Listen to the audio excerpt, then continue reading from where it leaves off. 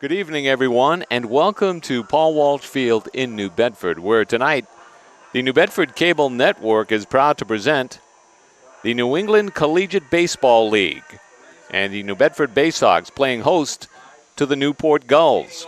Joe Cabral bringing you the action tonight from Paul Walsh Field, and we are ready for the opening pitch. Stepping to the plate for the Newport Gulls, their left fielder Casey Kaufman. On the mound tonight for the Baysox, number 15, a right-hander, Luke Farrell. Second game with the Baysox here in 2012. Here's the opening pitch. Kaufman swinging a miss. No balls and a strike. To Casey Kaufman, the left fielder, 371 on the season. Out of Arizona State, 3 home runs on the campaign for Kaufman. Here's Farrell's pitch, fastball high. The battery tonight for the Baysox, Farrell on the mound, and behind the plate for the 18th time this season, Andy Lally. The 1-1 pitch. Strike on the inside corner. A ball and 2 strikes now to Casey Kaufman. He'll be followed by the Gulls shortstop, Blake Butera. Just underway at Paul Walsh Field in New Bedford. Lights are on, but a beautiful night for baseball. Check swing on a pitch in the dirt. They'll say that Kaufman went, and he'll end up making it to first base. It'll be a strikeout credited to Farrell, but Kaufman reaches on the swinging third strike on a ball in the dirt, so it'll be a wild pitch charged to Farrell and his first strikeout of the night. But the Gulls have the leadoff man on nonetheless. Blake Butera stepping in from the right side, the Gulls shortstop.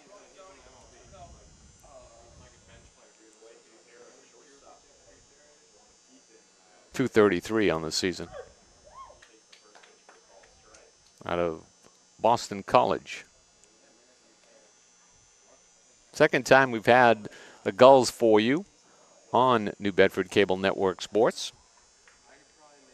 Of course, a perennial power in the east of the NECBL. Butera takes a pitch high and tight for a ball. A ball and 1 strike to Blake Butera. The runner on first is Casey Kaufman. He reached despite a swinging third strike on a ball in the dirt. Here's Farrell's pitch. Misses well outside. 2 balls and a strike to Butera. As I mentioned, wonderful night for baseball. Temperature right around 80 degrees at game time. Here's the pitch from Farrell. Swing and a miss by Butera. Count evens at 2 balls and 2 strikes.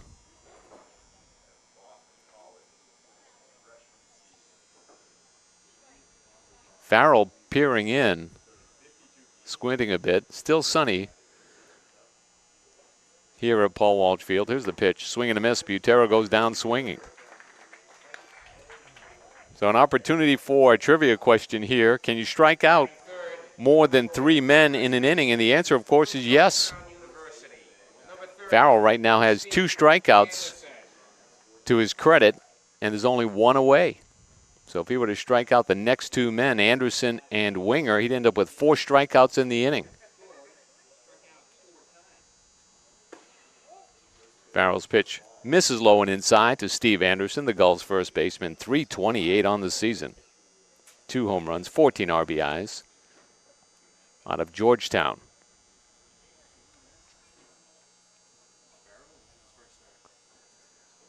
Farrell working from the stretch to the set and the pitch.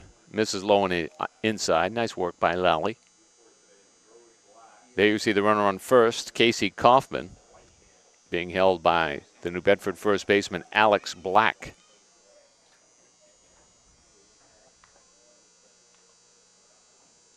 And here's the pitch. Swing, line drive, soft one to the second baseman, Riley. He'll make the grab and does not make the throw to first as Kaufman dives back in safely. So a soft line out to the second baseman, Riley, for Anderson. 2 away now for the Gulls as Brett Winger steps in. Winger from the right side, the DH.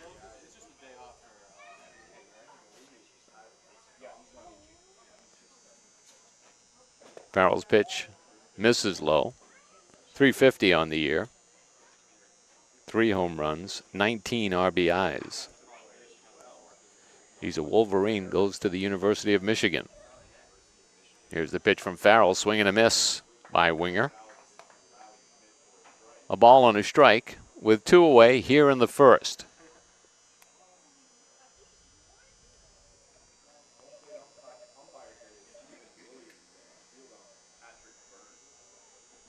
Here's the pitch from Farrell, call strike on a fastball.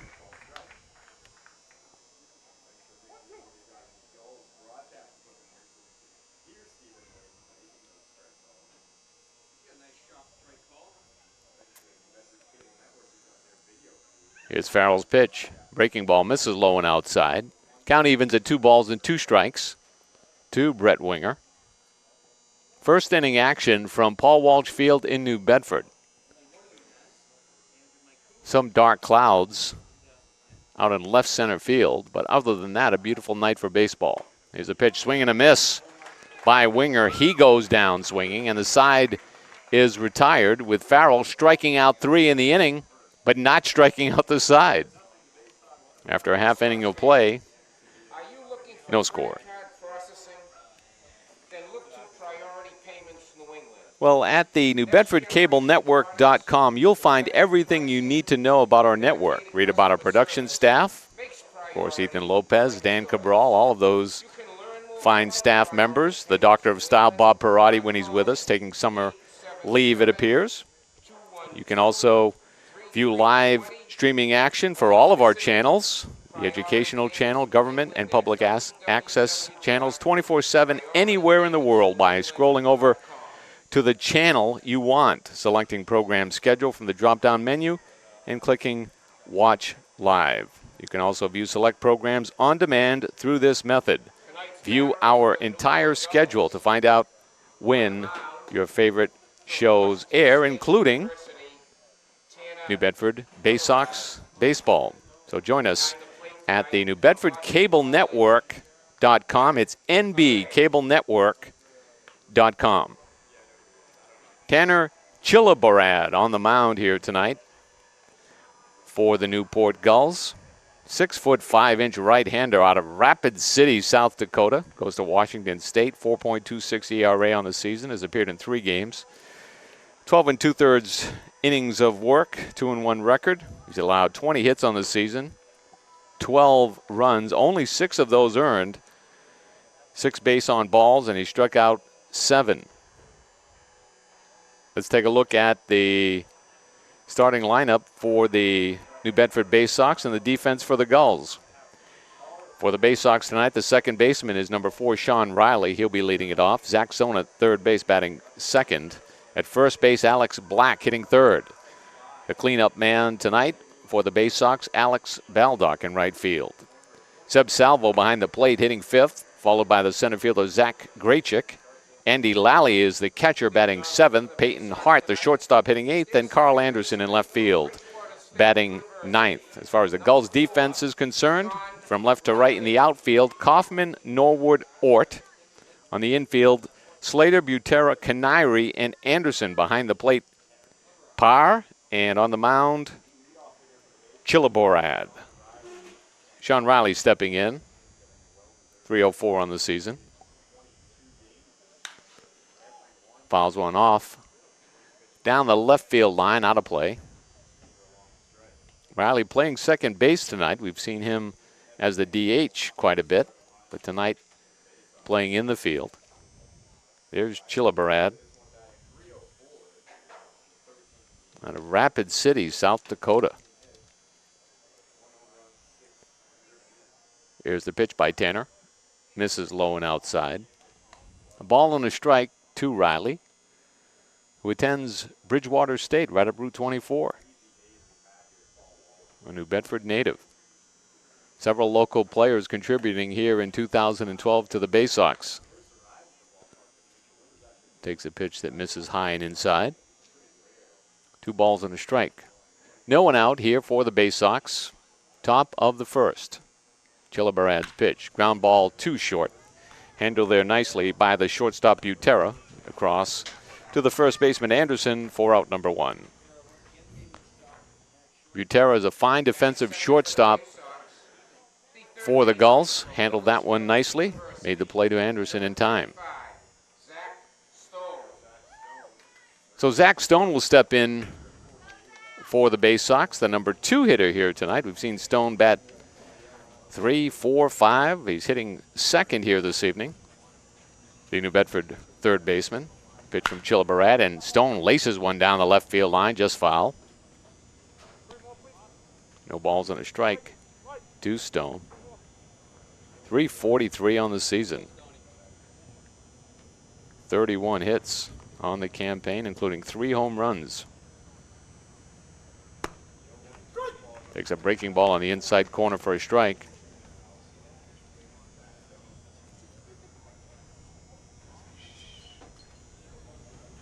A ball and 2 strikes. Check that. No balls and 2 strikes to Stone. He'll ground one to short. Again, Butera, this time on the backhand. High throw. Goes over the head of the first baseman, Anderson. And Stone will reach on the E6.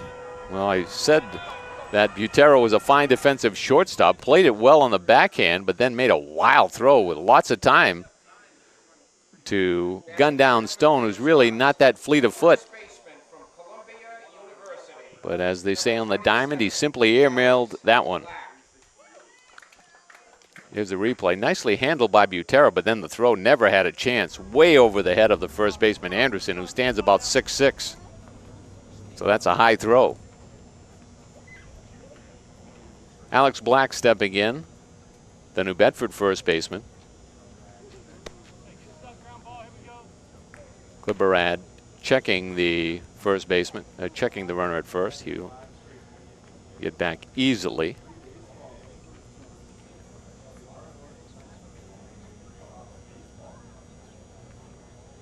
Clipperad's pitch misses low.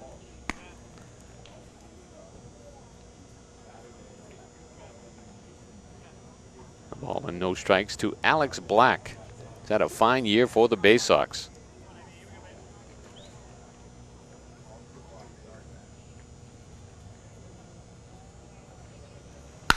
Ground ball, foul, wide of third. Bay Sox in second place in the East. 3.5 games behind the Gulls. Newport 15-4 in the season. New Bedford at 13-9.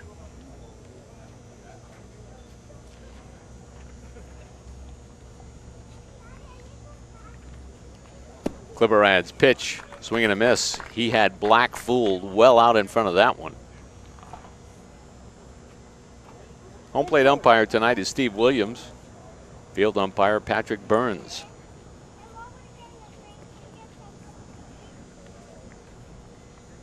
One and two count now. 2 Black. Clipperad. Very deliberate breaking ball.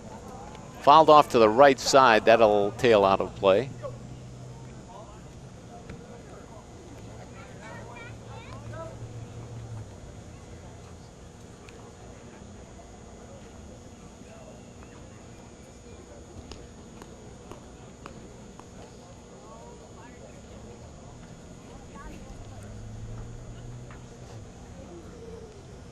One and two count. 2 Black. Clipperad looking in, checks the runner. Back easily is Stone. Had a very short lead.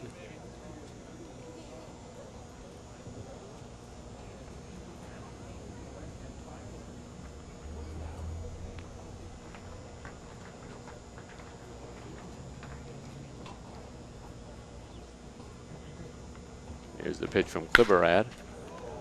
Ball lifted to deep center field. Back goes the center fielder for the Gulls, and a wonderful grab there in center field by John Norwood. Almost overran it. Thought the ball was going deeper than it did. Only 370 in center field. That ball maybe traveled 340, but he's turned his back to the baseball as if he thought it was well over his shoulder and was able to just dive to his left to make the grab.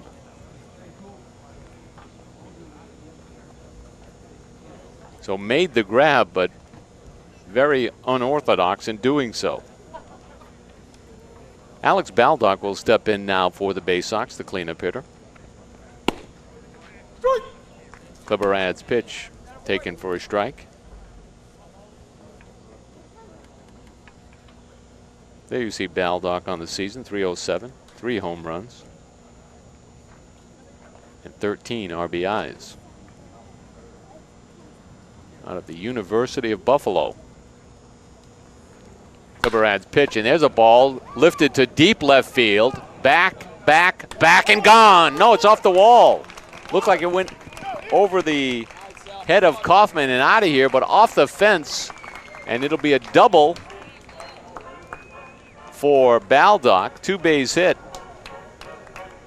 but does not produce a run as it was played there nicely by Anderson. Kaufman checked that, who got it in quickly. Take a look at it on replay. You see Kaufman with the glasses down. Looked like it was going to get out of here, but just about a third of the way up the fence, and then getting in very quickly to the shortstop, Butera, so they're able to hold Stone at third. So even with 2 outs, Stone was not able to score from first base on the double. Seb Salvo, the DH. And 5 hitters stepping in now.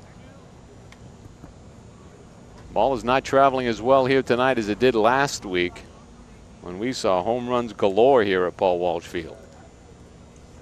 Kind of heavy air here, just very humid, dense. The ball on a strike now to Salvo. Salvo out of Fall River and attended Tabor Academy.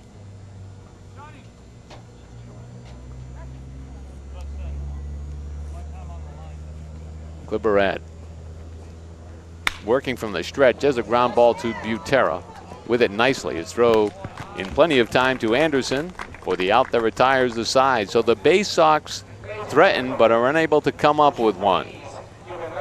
In the first for New Bedford, no runs on 1 hit. There was a Newport error and 2 runners left on base. After an inning of play, we are scoreless.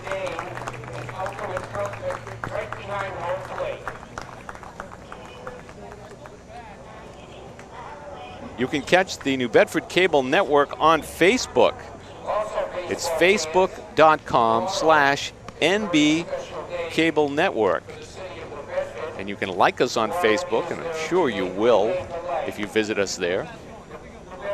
Keep up with the latest news and programming. Get links to our schedules and on-air bulletin boards. You can also view the live streaming action for all of our channels, all of this through Facebook. And get direct links to the city's YouTube and WIMC TV on Vimeo accounts. All available from facebook.com/NB Cable Network.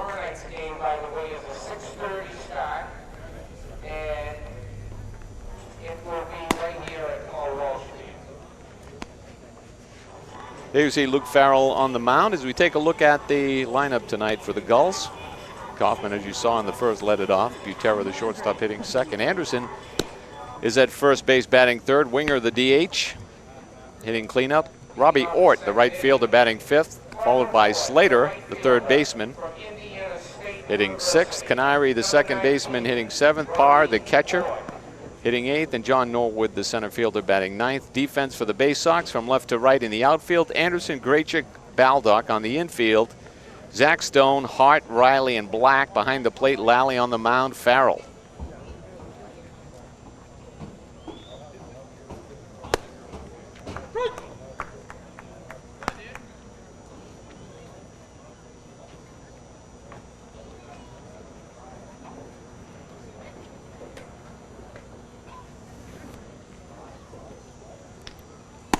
Here's a pitch from Farrell on the inside corner for a strike. Quickly, no balls and 2 strikes to Robbie Ort, the right fielder for the Gulls. There you see Luke Farrell. Swing and a miss.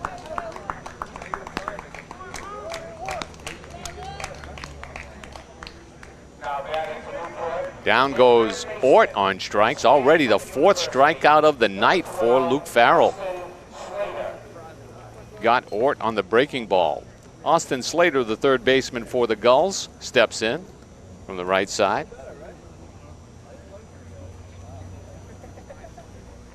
.375 on the season for Slater. Out of Jacksonville, Florida, and a freshman at Stanford in 2012.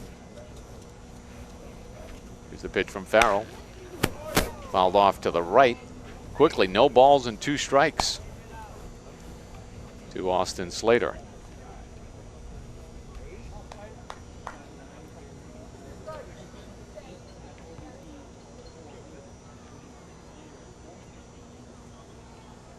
Here's the pitch from Farrell. Missing outside. A ball and 2 strikes now to Austin Slater.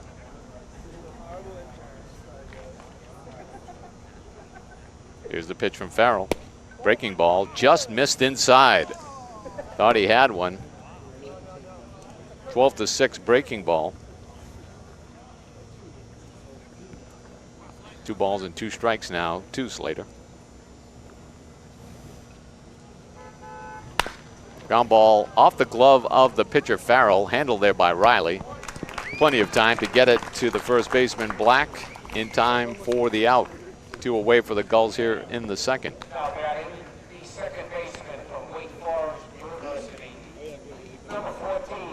There you see the replay off the glove of Farrell, but really did not deflect the ball very far, so it was easy for Riley to pick it up on the glove side and make the throw. Connor Canary stepping in now. Takes a pitch on the inside corner for a strike. Canary at .323 on the season. 1 home run, 9 RBIs.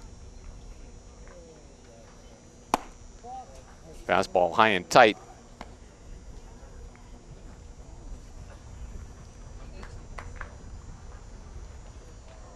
A ball on the strike to Canary.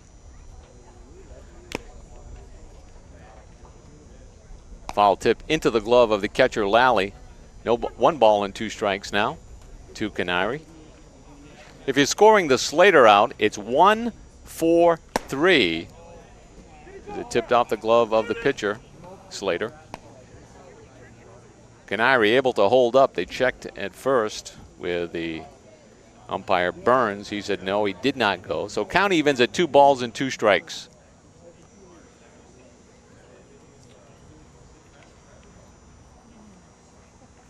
Swing and a miss. Canary goes down on strikes. Pair of strikeouts in the 2nd for Luke Farrell. After an inning and a half of play, we are scoreless. Impressive work here early on from Luke Farrell. Through just 2 innings, 5 strikeouts on the night, and he's done it with the fastball and the breaking ball.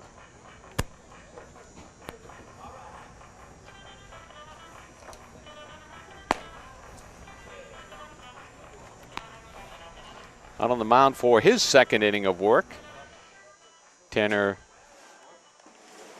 Kliberad. Kliberad had a fairly successful first, gave up a double,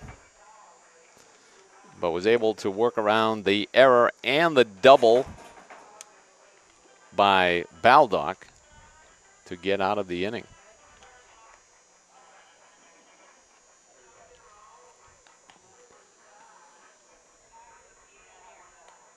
In the 2nd for New Bedford, it'll be the number 6 hitter, center fielder Zach Graychick. He'll be followed by the catcher Andy Lally, and then the shortstop Peyton Hart.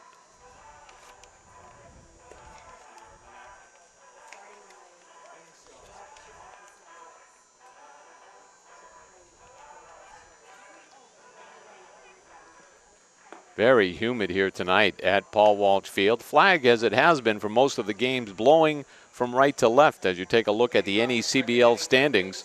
And there you see New Bedford in 2nd place, 3.5 games behind the Gulls. Laconia in 3rd, 7.5 back, followed by Sanford and Mystic.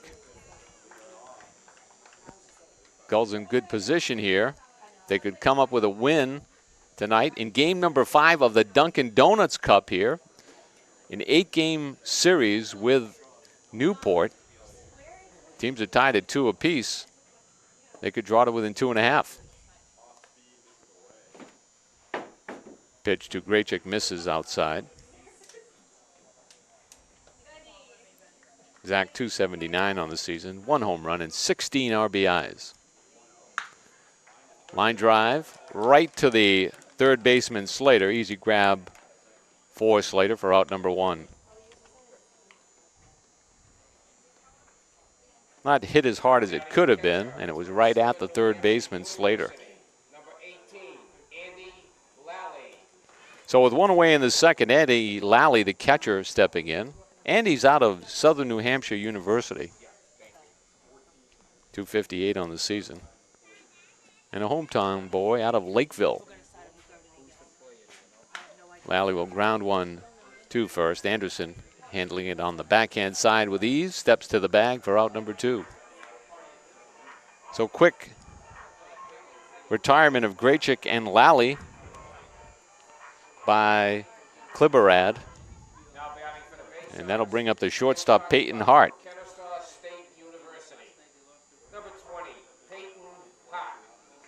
Hart, the shortstop. Fine defensive player. Now up to 296 on the season. 1 hopper to the shortstop.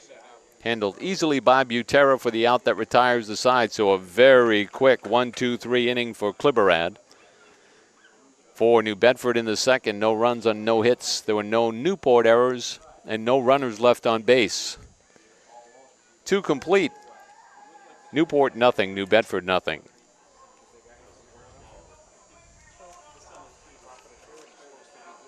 All Bay Sox games, home and away, are streamed live on the Team Line NECBL Broadcast Network.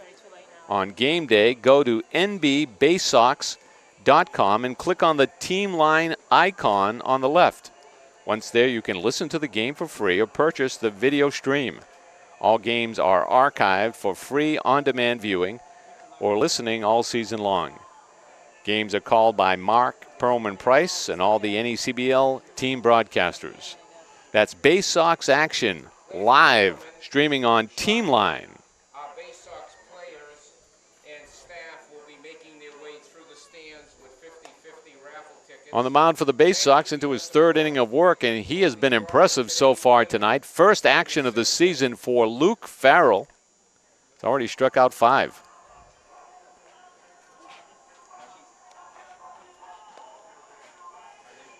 He'll face in the 3rd the catcher Matt Pear, followed by the center fielder John Norwood, and then the top of the order, Casey Kaufman.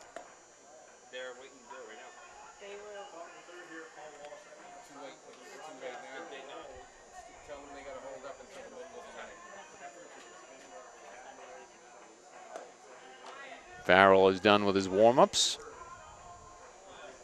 Just a wonderful night for baseball. The crowd has continued to file in here this evening. Their catcher from Boston College, number 7, Matt Paré. Well, they're saying the pronunciation is Matt Paré, and he is out of Boston College as well, so Paré will step in.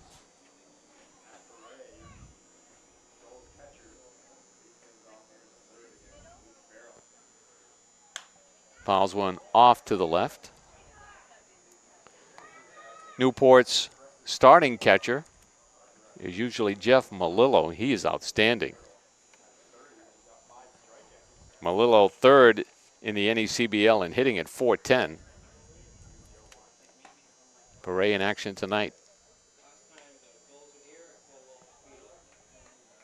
Takes a pitch outside. A ball and a strike now to Paré. Farrell's pitch on the inside corner for a strike. We're scoreless in the 3rd. A pitcher's duel between Luke Farrell and Tanner Kliberad. Here's Farrell's pitch. Low, misses in the dirt, blocked nicely by Lally. A ball and 2 strikes to Paré. He'll be followed by the number 9 hitter, the center fielder John Norwood. Paré grounds one to second. Riley up with it and easily to first base in time for the out. Room service ground ball from Paré to the second baseman Riley, and there's one away for the Gulls here in the third.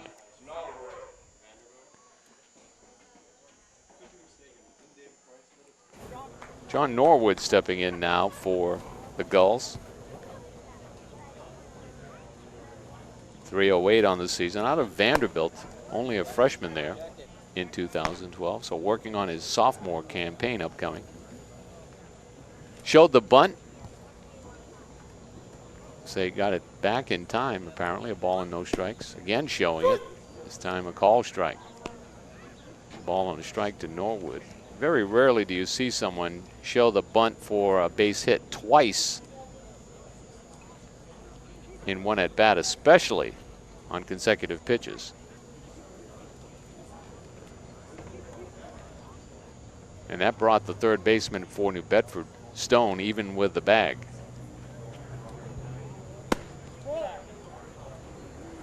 Fastball misses high. 2 balls and a strike to Norwood. Had a bit of an adventure on a fly ball in the first, but made the catch, again showing the bunt. Takes a pitch for a ball. These are the kind of things that just amaze me. You're playing college baseball in the summer. You're a number 9 hitter, and you're showing the bunt for a base hit 3 times in an at-bat. Takes another pitch outside, this time missing wide. Ball 4, and Norwood draws the walk.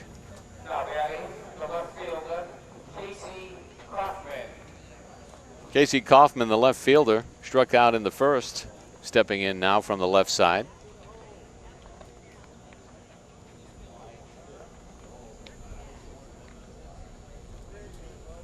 Norwood is a second runner of the night. Kaufman struck out in the first and then reached on a wild pitch. Fouls one straight back.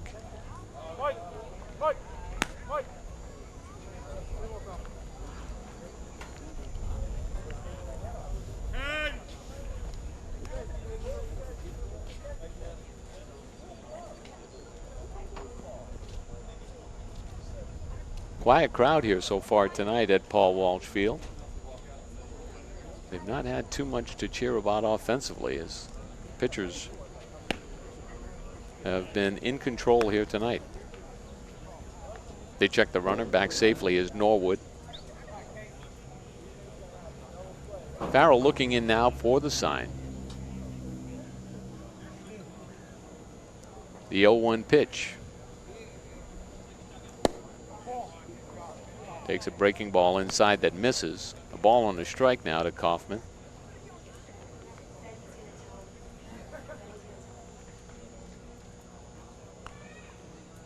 Breeze lightly blowing into the booth here, but in center field the flag fairly stiff as it blows from right to left, the wind that is. Here's the pitch from Farrell. That time a breaking ball, staying high and tight.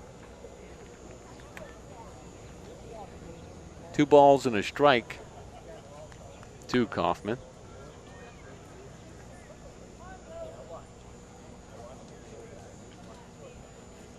Farrell looking in, works a lot slower with runners on.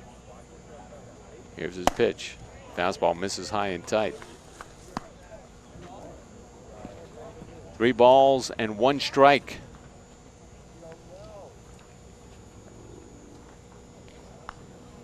Casey Kaufman.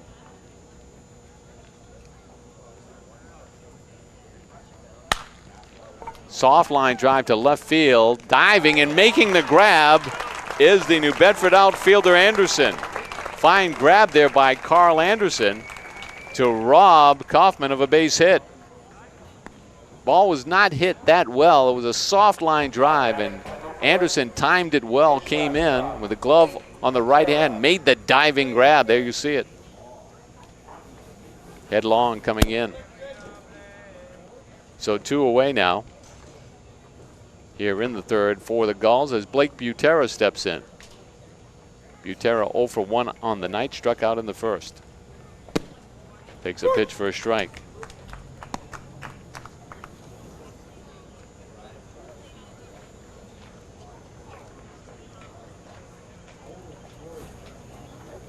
Here's the pitch from Farrell. Fastball high and wide. Ball on a strike.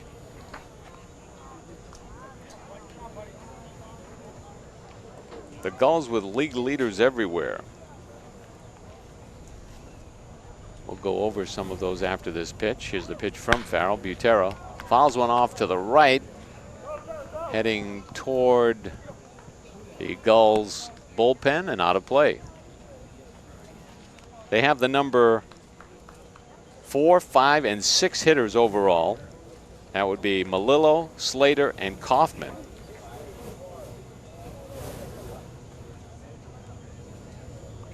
They have the number 6 home run man in Yale Rosen with 6 on the season. Here's a pitch. Call third strike. Farrell strikes out Butera for the second time on the night, and the Gulls have the side retired. In the third for Newport, no runs on no hits. There were no New Bedford errors, and a runner was left on base. After 2.5, it's Newport nothing and New Bedford nothing.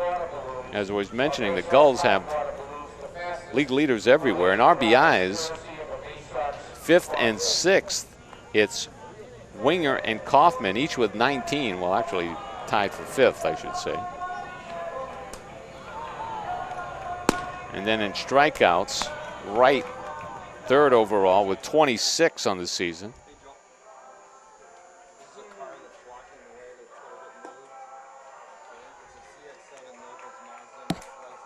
So you can see Newport, a perennial power, and having another fine season here in 2012 at 15-4, leading the East. In the West, the Keene Swamp Bats at 16-4 on the season, 3.5 games ahead of second place North Adams. There you see the current weather conditions. It's 79 and it feels like 81, so actually kind of like a negative wind chill. Of course, we know that's because of the humidity. Winds tonight estimated at 1 mile per hour out of the east-northeast, but we've seen the flag blowing a little bit more than that at times.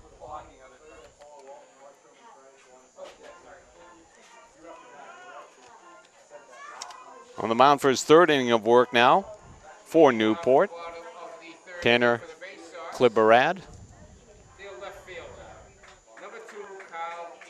So Carl Anderson, after making that fine grab, and we see it so often in baseball, leads off the next inning. Anderson at 239 on the season. A freshman at Bryant in 2012. Lofts a soft fly to left, right along the line, an easy grab for Casey Kaufman. Now batting, second baseman, Sean Riley.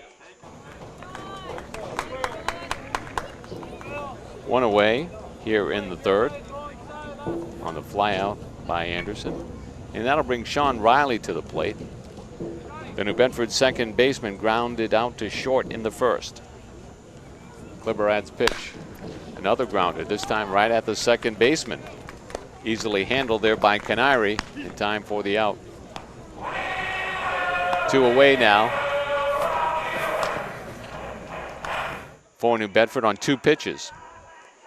So the old rule of thumb was you're the 3rd batter after 2 outs on 2 pitches. You have to take this next pitch. So if you're Kliberad, you just throw one right down the pipe and see if Stone is following that old axiom. Not as necessary at this level. Fastball called for a strike. He did take one. Stone 0 for 1 on the night.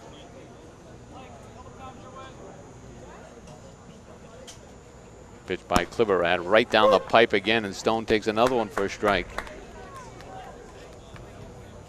We can't take too many pitches when they're right over the heart of the plate. Both of those fastballs look like they were hittable. Now breaking ball from Kliberad, and Stone laces one into left field on an 0-2 pitch for a base hit. First hit of the night for first hit of the night for the Bay Sox. No, the second hit of the night for the Bay Sox, as Newport has still been held hitless. And on an 0-2 pitch, just too good a pitch for Stone to see there on a breaking ball that stayed on the inner half.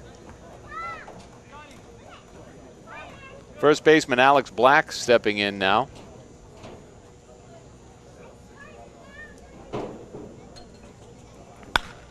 Clipperad's pitch fouled off to the right by Black. He's 0 for 1 on the night. Flied out to the center fielder Grachik in the first.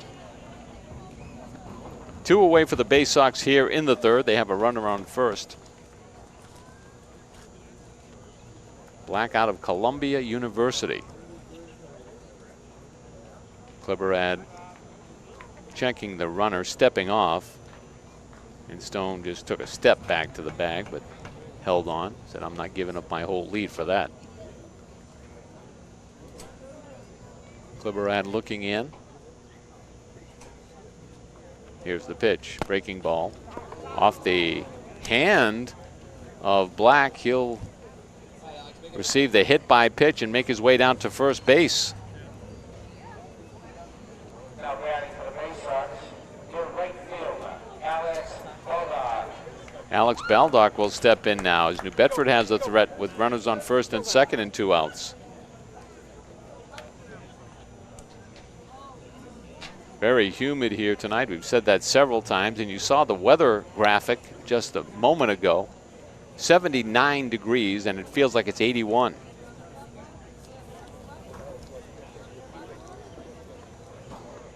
And that's at about 7:15.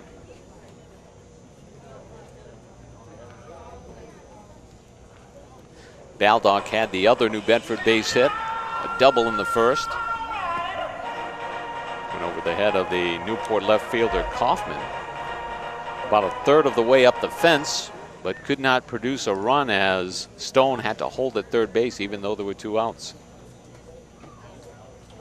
So for the second time here tonight, New Bedford with a pair of runners on.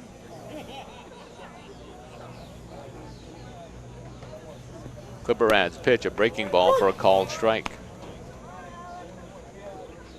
The cleanup hitter Baldock to be followed by the DH Seb Salvo. Shadow now creeping its way across home plate. Here's the pitch from Clipperad. Baldock lifts a fly to right. Should be easy for the right fielder Ort. He'll come in and make the one-handed grab for the out. That retires the side. So New Bedford ends up with a threat. Pair of runners in the third, but cannot produce a run. After 3 complete, we remain scoreless. To see just how well he knows his 2012 Bay Sox team. Gavin, here is your question. This player led his college team with 19 appearances. The New Bedford Cable Network is on Twitter at twitter.com/NB Cable Network. Follow us and keep up with the latest news and programming on Twitter. We use all of the social networks. NB Cable Network on Twitter at NB Cable Network. Or C, Colton Cross. What's your answer, Gavin? So hopefully you're following us on Correct Twitter. answer is A. And maybe every once in a while Dan works in some of his old vocabulary. Thank you, Ryan. Trivia questions for you. Football season coming up in just a couple of months now. We'll be back at Paul Walsh Field and also at Greater New Bedford Voc-Tech for football action in 2012. Company that can save you money on your credit card processing while contributing to the Bay Sox Foundation. You can learn more at www. Well, Luke Farrell has had a night so far for the Bay Sox. Already struck out 6 through 3 innings. And now here in the fourth, he'll face the first baseman, Steve Anderson, followed by the number 4 hitter, Brett Winger. And then the right fielder, Robert Ort. Anderson 0 for 1 on the night. Hit a soft line drive to second in the first. Takes a pitch for a strike. Farrell has been in command. Been able to throw the breaking ball as well as the fastball for strikes.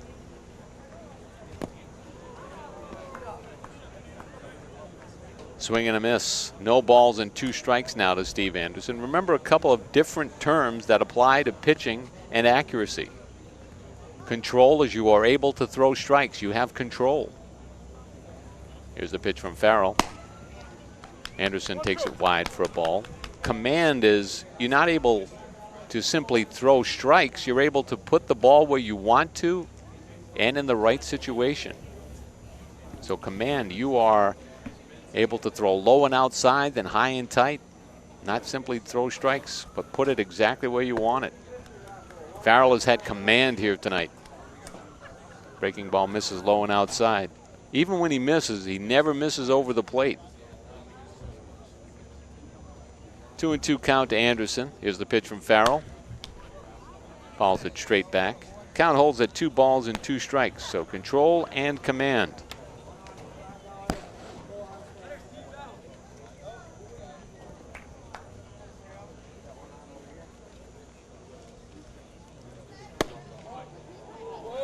Inside corner for a strike.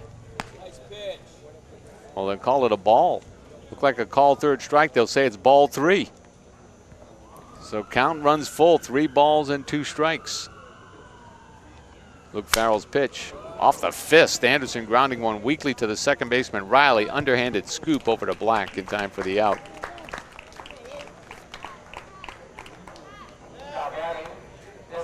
One away.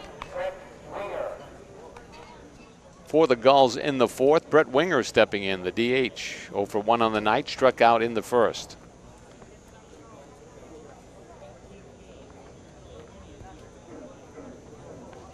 A Wolverine, Brett Winger. Pitch misses low and inside, and of course Farrell at Northwestern. They're both from the Big Ten.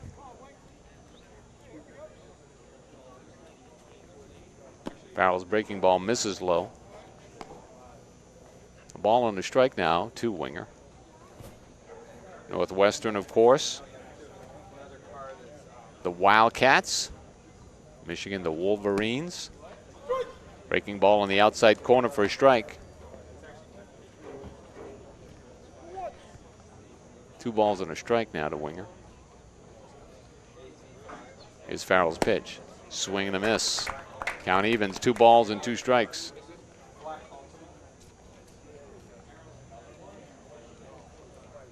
One away for the Gulls here in the 4th.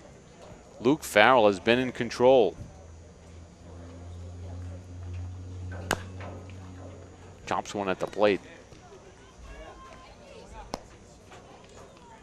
Count holds 2 balls and 2 strikes. A very humid evening at Paul Walsh Field.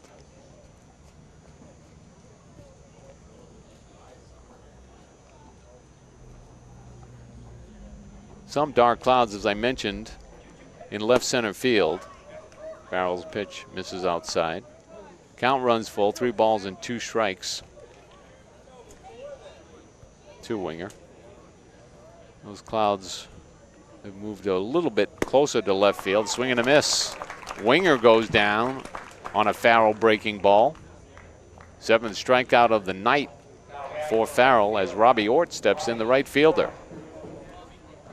Of course, Luke Farrell is the son of Toronto Blue Jay manager John Farrell. He was the former pitching coach for the Red Sox.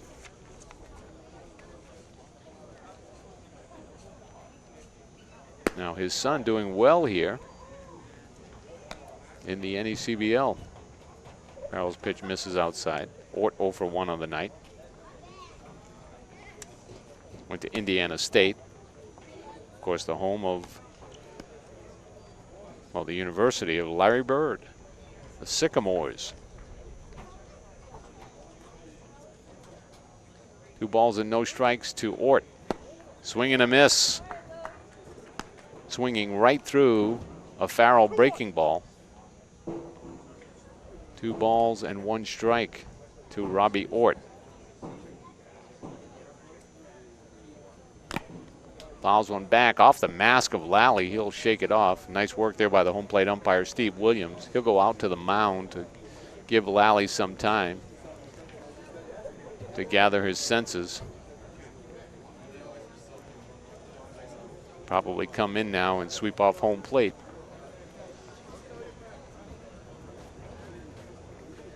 Ladies and gentlemen, there is a black Nissan Altima that needs to be moved. License number 586AZ5.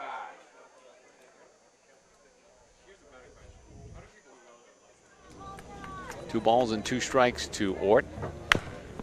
Off the fist. Grounds one to the Gulls dugout.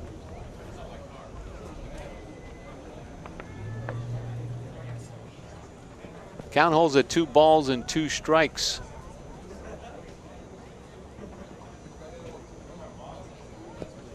Tonight's game moving fairly quickly so far. It slowed up a bit here the last couple of innings. The pitchers now into their 3rd and 4th inning of work respectively.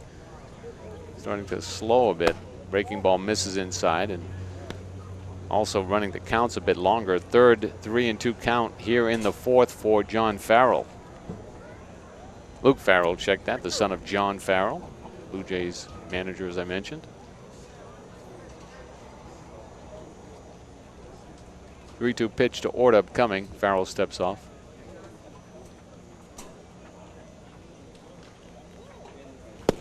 Swing and a miss. Ort goes down swinging for the out that retires the side. Another strikeout for Luke Farrell. Now with 8 on the night. In the 4th for Newport, no runs on no hits. There were no New Bedford errors and no runners left on base. After 3.5, it's Newport nothing and New Bedford nothing. We're not going to have that now. Checking some of the leaders in the NECBL. The batting leader so far here in 2012 from Laconia, Danny Collins, hitting .435 on the season. And Collins, looking to set himself up for the Triple Crown, has 10 home runs, leading all home run hitters by 3. He's followed by Jay Betts from Sanford with 7. And then the RBI leader, J.P. Sportman out of Keene with 24 so far on the season. Alex Black from New Bedford has 22. Black also with 6 home runs on the campaign. So Alex Black, the New Bedford first baseman, has had a fine season.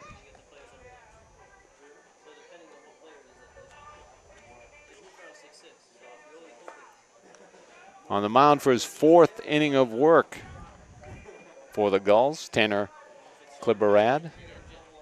Kliberad, the right-hander.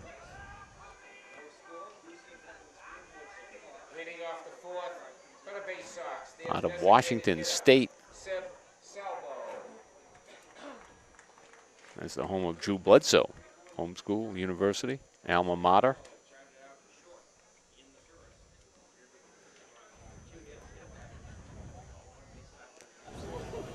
Salvo stepping in from the left side. The DH, Seb Salvo. Fouls one off to the right. 0 for 1 on the night. The freshman in 2012 from Fairfield.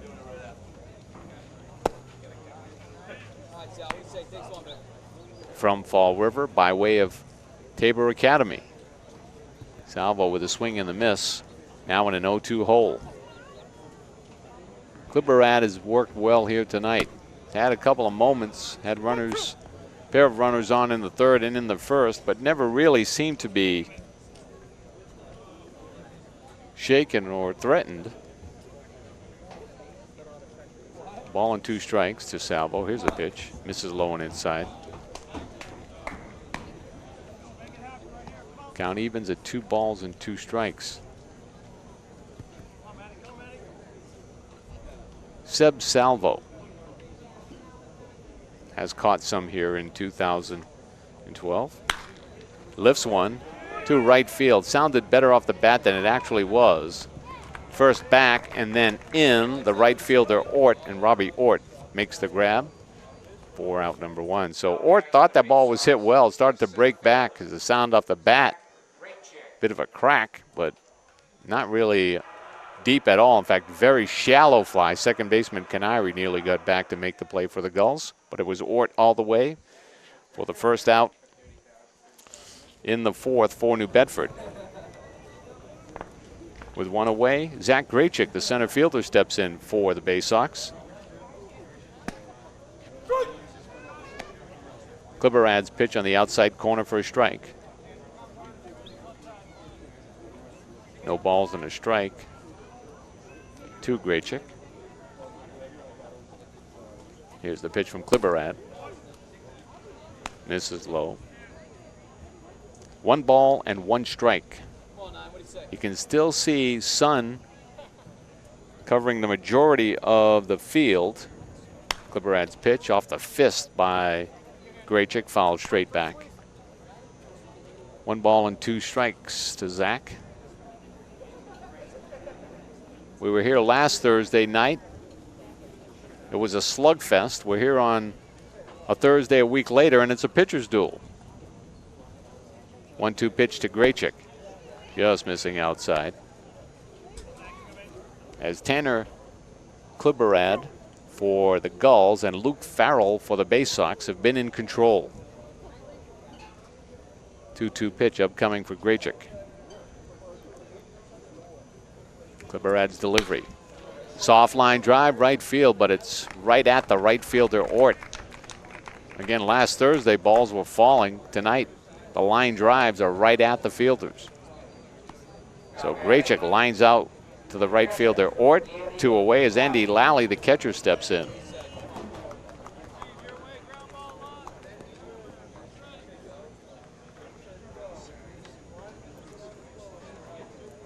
Lally 6'2", 230 out of Lakeville.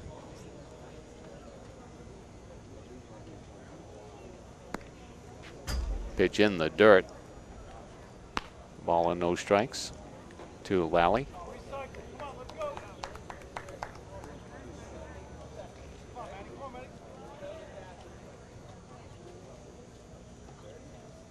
Kliberad from the windup, the pitch, breaking ball. Had Lally backing up a bit, just missed inside. 2 balls and no strikes.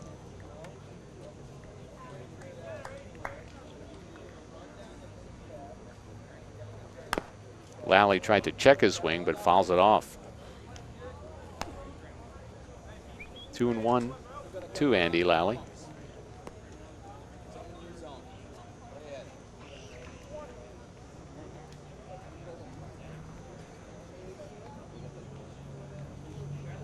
Here's Kliberad's pitch. Ground ball by Lally into the hole for a base hit. Grounded one to the left side, just to the left of the Newport third baseman, Slater, into left field for the hit. And so the Bay Sox have their 3rd hit of the night on the single by Lally with 2 away. That brings up the New Bedford shortstop, Peyton Hart. Hart grounded out too short in the 2nd. Out of Kennesaw, Georgia, and he stayed at home, went to Kennesaw State.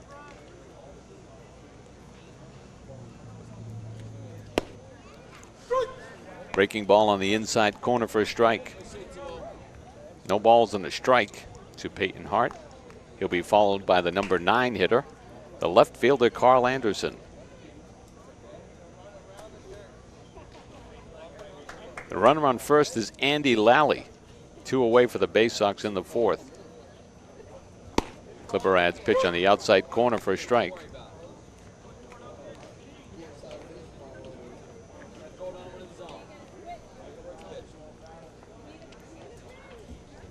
There you see Lally at first base with 2 away. No balls and 2 strikes now to Andy Lally.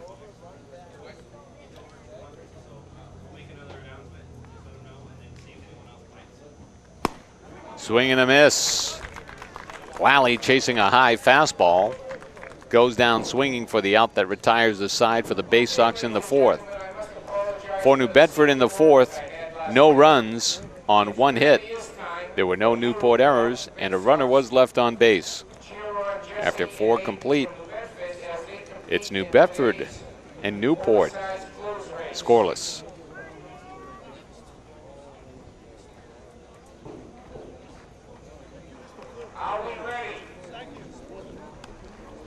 nbcablenetwork.com. That's where you can catch all of the New Bedford Cable Network activities. Everything you need to know about our network found at nbcablenetwork.com. You can read about our production staff, view live streaming video for all of our channels, the educational channel, government channel, public access channel, and you can do it 24/7 anywhere in the world by scrolling over to the channel you want, selecting Program Schedule from the drop-down menu, and clicking Watch Live. It's nbcablenetwork.com. There you see the New Bedford manager, a familiar face in New England, Rick Miller, center fielder for the Red Sox, and then went on to play for the Angels as well. Ladies and gentlemen, can we have a In the nice 70s, of course. Jesse and Aiden for participating in Then into the early 80s, Blues race. Rick Miller. He's done a fine job with the Bay Sox here in 2012. They are in second place in the East, 3.5 behind Newport. Tonight might be a good night for you to participate in the 50-50 raffle. No subliminal messages, just throwing it out there. Well, that's going to do it for Luke Farrell, so I guess we can talk about the fact that he was pitching a no-hitter. So Farrell with 4 innings of hitless work here tonight, but he's done for the evening. He'll be replaced by Isaac Greenspan. Leading off the 5th inning for Newport, their third baseman, Austin Slater. Greenspan has been one of the vultures in the NECBL here in 2012. He's third overall with 3 wins as far as the pitching leaders are concerned. Working in middle relief most of the time. So Isaac Greenspan on now. Ball off the fist, and immediately Newport is on the board with a base hit. Just fisting one off of the first offering from Greenspan was the third baseman, Austin Slater, for Newport.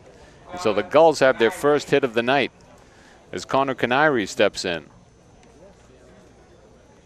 The Newport second baseman struck out against Farrell in the second. Facing Greenspan now.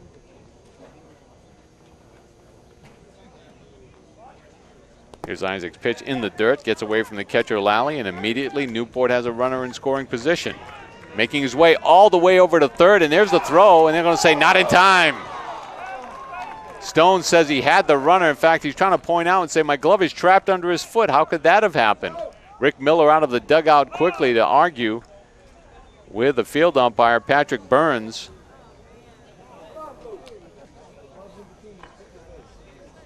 Miller is pointing to the fact and saying, how in the world could his glove been trapped under his foot if his foot got in? And Miller does not like it. Take a look at it on instant replay, and you'll see Slater kind of nonchalantly round second, and then maybe just doesn't have a lot of speed, gets in there, and it looked like he was out. You can definitely see the glove trapped under the foot. And there's Rick Miller. He did not like the call. Now Newport with a runner at third with no one out. Remember all the different ways you can score from third base, and you can see it again on replay. Ball's in the glove, and he was out. Would have had to have missed the tag, but the fact that his glove was trapped underneath the foot would tell you that that was not the case.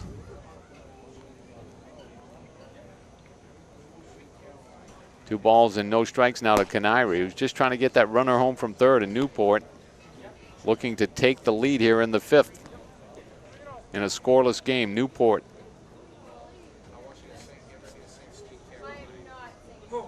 an offensive juggernaut normally, looking for their first run of the night, and Canary walks against Greenspan. So a single for Slater and then a walk for Canary, and Newport threatening here in the 5th. The Bay Sox were playing it in at the corners and about halfway up the middle in case the ball was right at someone to try to cut off the run at the plate. Now they'll move it back up the middle. They'll still stay in at the corners. They'll try to cut down Slater if he tries to score in a ball to either first or third, but up the middle they'll go for 2 and give up a run. As Matt Pare, the catcher, steps in for Newport. Pare 0 for 1 on the night.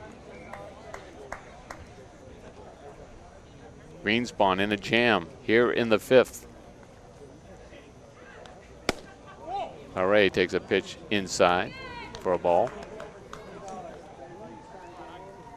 So Farrell, obviously in his first action of the summer in 2012, 4 hitless innings, but that was his limit. Greenspan's pitch, swing and a miss by Pare. Ball and 2 strikes now to Matt, the catcher out of Boston College.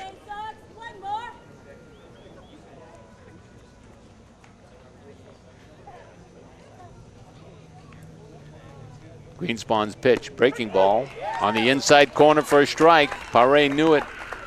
Heads to the dugout. Caught looking.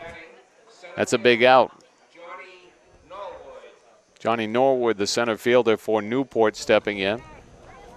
Now, if New Bedford could get a hard hit ball either back to the box or at short or second, they might get out of this without any runs. Norwood out of Gladstone, New Jersey, and Vanderbilt University. Showed the bunt 3 times during his first at-bat. See what they do here. Manager for Newport is Mike Coombs. Here's the pitch from Greenspan. Breaking ball misses low and outside.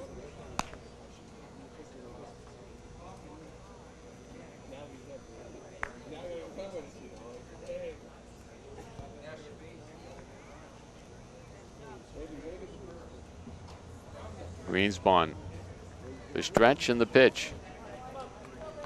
Misses low.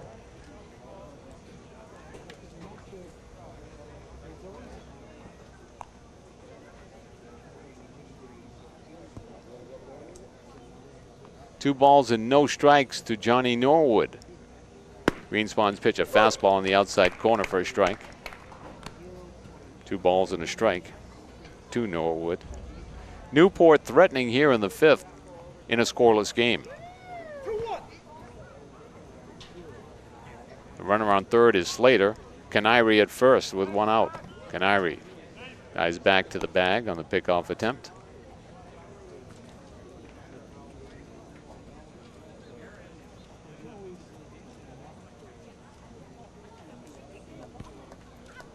Johnny Norwood walked in the 3rd. Greenspan's pitch high and tight.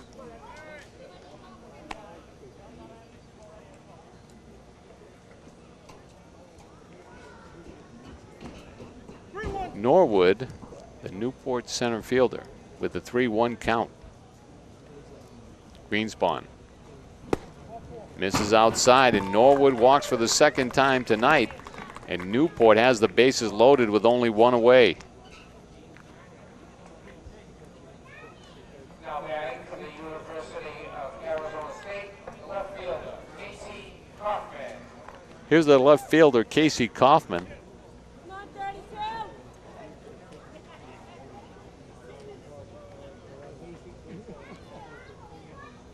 Pitch from Greenspan, and Kaufman takes it on the inside corner for a strike.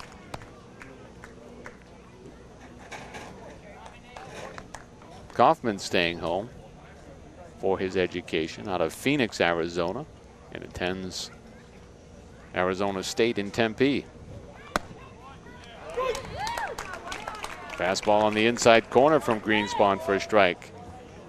So quickly, no balls and 2 strikes here to Kaufman, and here is where you go for the strikeout if you're Isaac Greenspan. You have to make Kaufman chase here somewhere. Breaking ball, swing, and just a piece of it by Kaufman, fouling it back.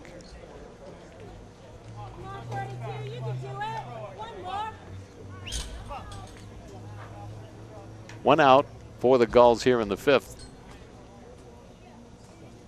First real threat of the night for Newport. Bases are filled with only one out. Greenspan from the stretch. Here's the pitch. Breaking ball stays way outside. The ball and 2 strikes now to Casey Kaufman. One more, 32, one more. Wind just a bit stronger now, blowing from right to left still. 1-2 count to Kaufman with the bases filled here in the 5th. Here's Greenspan's delivery. Looked like he tried to change up in the dirt. I'll say Kaufman did not go. Did not look like he even made a relatively serious attempt.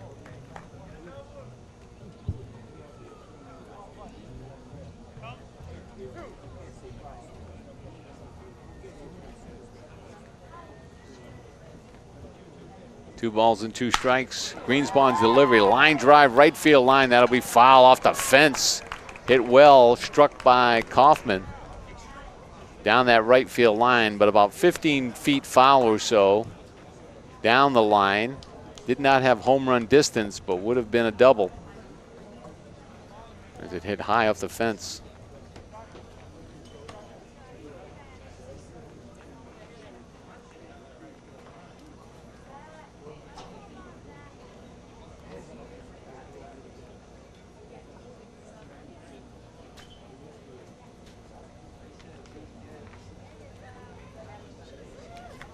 Looks like Kaufman might have broken his bat. Went to the dugout to get a new piece of lumber. You don't see that very often. Hit a ball that nearly went out and you have a broken bat as a result.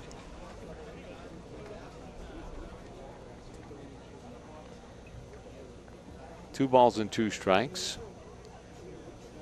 Kaufman 0 for 2 on the night, stepping in. Here's the pitch from Greenspan. Swing and a miss.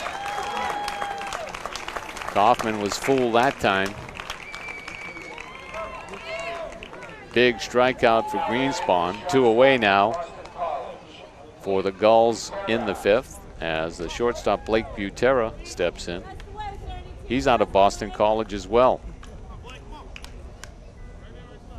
Pare, the catcher for Newport, out of Boston College. Butera, the shortstop for Newport, out of Boston College.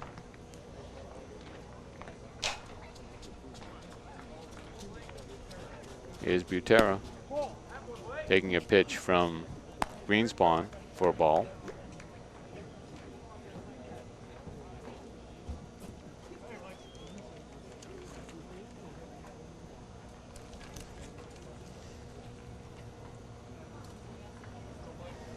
Swing and a miss.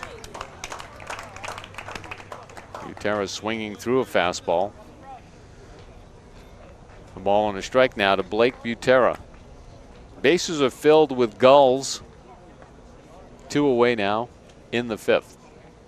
Greenspan's delivery. Fastball on the outside corner for a strike. Isaac Greenspan trying to get out of this huge jam. Bases filled with 1 away. Struck out Kaufman. Now working on Butera.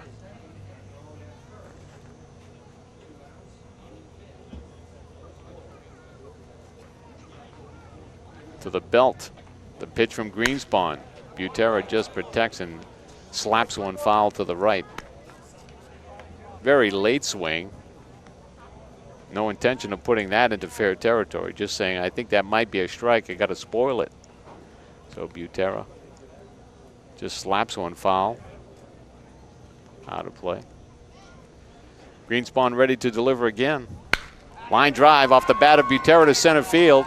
Back goes the New Bedford center fielder Grachip to make the grab for the out that retires the side. A ball well hit by Butera. In fact, he's looking out there saying, I've been struggling here in 2012. Why couldn't that one have fallen?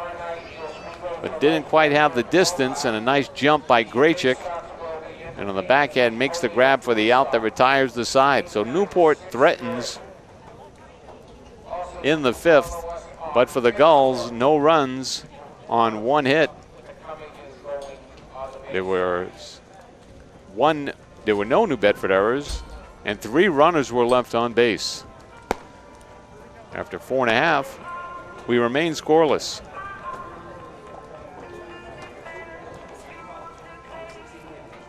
So nice work there by Isaac Greenspan to get out of a big jam. And if you'd like to see all of the action, including Bay Sox baseball, visit the Bay Sox online at www.nbbaysox.com. You can get all of the Bay Sox statistics, their schedule, see all the news connected to the New Bedford Bay Sox, and then of course stream live games or listen to the audio, and you can even go back on archived games at nbbaysox.com.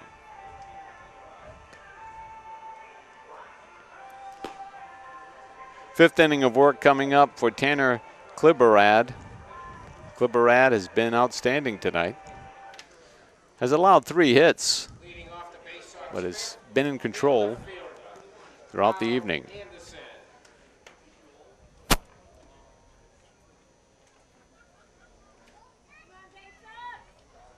Carl Anderson will lead it off for New Bedford here in the 5th. Anderson 0 for 1 on the night.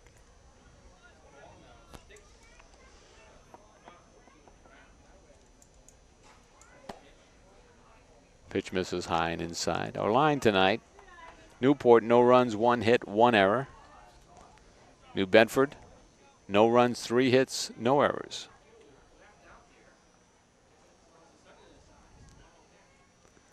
Pitch to Anderson, misses inside. 2 balls and no strikes to Carl Anderson. He flew out to left field in the 3rd. Kliberad's delivery. Misses low and outside. New Bedford looking to get the leadoff man on here in the 5th. The Bay Sox have gotten a runner as far as 3rd base. That was in the 1st, but could not score. Just on the outside corner for a strike. 3 balls and a strike now to Carl Anderson. Here's Tanner Kliberad out of Washington State. And Rapid City, South Dakota, fastball right over the heart, and Anderson took one that he should have been hacking at.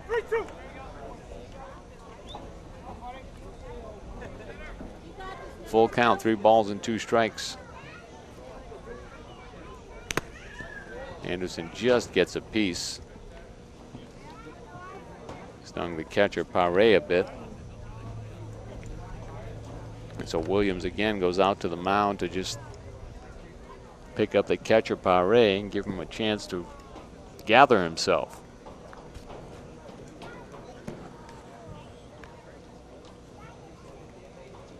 We have a scoreless game in the bottom of the 5th.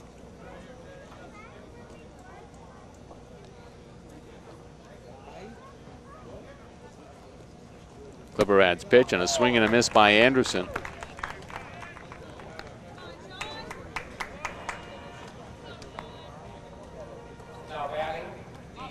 Second strikeout of the night for Kliberad, who has pitched to contact most of the night.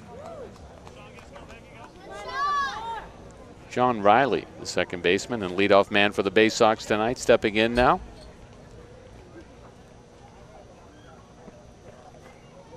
Kliberad again with a breaking ball. He's done that a lot here tonight, starting off hitters with the curveball. Is Kliberad's delivery, this time with a fastball missing inside.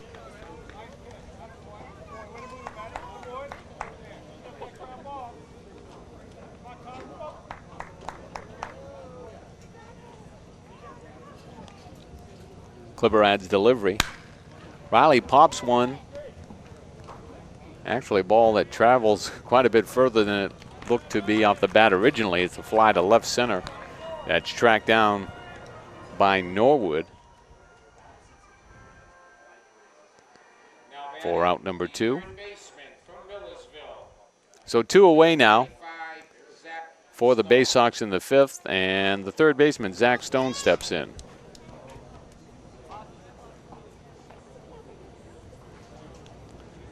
Stone 1 for 2 on the night, singled in the 3rd. He'll loft one to shallow right field. In comes the right fielder, Ort, for Newport. He'll make the grab for the out that retires the side. We mentioned that Kliberat is pitching to contact, and you see it there. 2 outs on just 2 pitches. And another quick 1-2-3 inning for the Bay Sox. In the 5th for New Bedford, no runs, no hits. There were no Newport errors and no runners left on base. After 5 complete, we remain scoreless.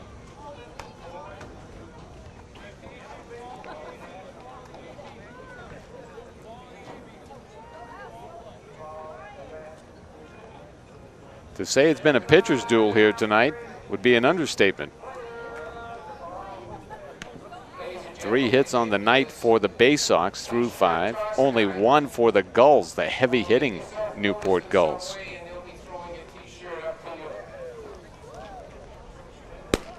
And Isaac Greenspan on the mound for his 2nd inning of work here tonight. Working in relief of Luke Farrell, and we mentioned that Luke is the son of John Farrell. He, of course, is the manager now for the Blue Jays and used to be the pitching coach for the Red Sox. I'm sure he would like to catch the video of his son's work here tonight, and he can on the New Bedford Cable Network if he has access to it, or certainly go back on Team Line at nbbaysox.com and catch the action. I'm sure he will be tuning in to see his son's fine work. And Isaac Greenspan was able to work out of a big jam in the 4th, had the bases loaded with only 1 out. And was able to strike out Casey Kaufman and got Blake Utera to hit a line shot to center field that was tracked down by the New Bedford center fielder, Zach Grachik. Steve Anderson will step in for the Gulls. Anderson 0 for 2 on the night. Here's Greenspan's pitch, and Anderson fouls one off to the left.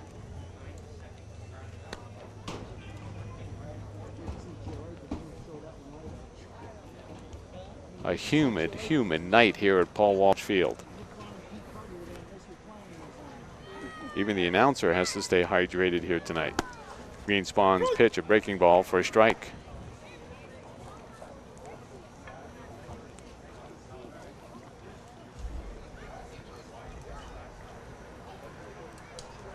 Isaac Greenspan working out of the stretch exclusively here. You can tell he's a reliever. Even with no one on, works from the stretch. Pitch misses high. 1 ball and 2 strikes.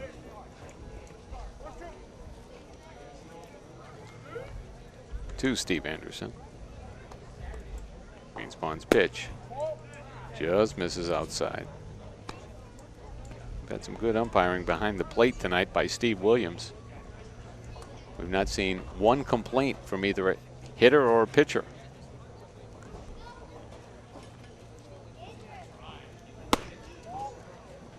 Fastball misses inside. Count runs full now, 3 balls and 2 strikes.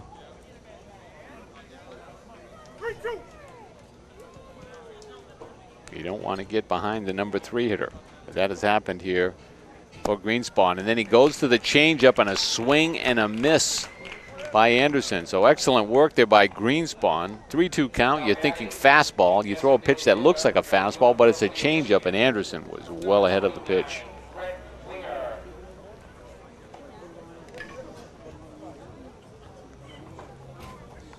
That'll bring up Brett Winger.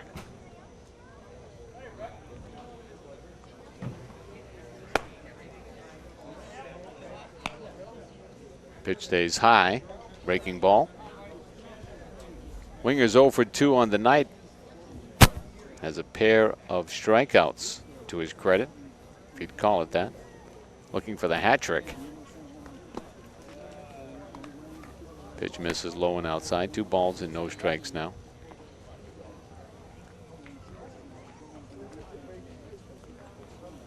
Greenspan has been nibbling here tonight. Got away with it in the fourth. Fastball misses high. Quickly, 3 balls and no strikes.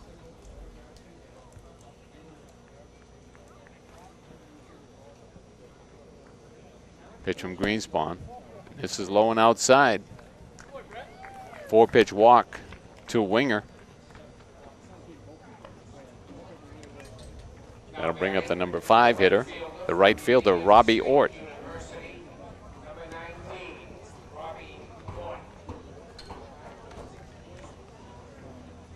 Ort is 0 for 2 on the night. He struck out a pair of times.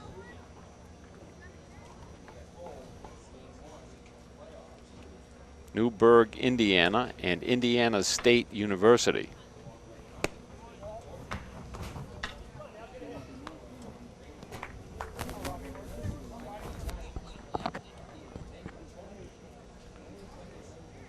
No runs, 1 hit, 1 error for the Gulls. No runs, 3 hits, no errors for the Bay Sox. Here's Greenspan's pitch. Misses inside. Ort stepping back. 2 balls and no strikes. Greenspan with a 4-pitch walk to Winger, now with 2 consecutive balls to Ort. He danced around the Flames in the 4th, now starting to do it again here. In the 5th, I should say. Now starting to do it again here in the 6th. 3 balls and no strikes. No action yet in the Bay Sox bullpen.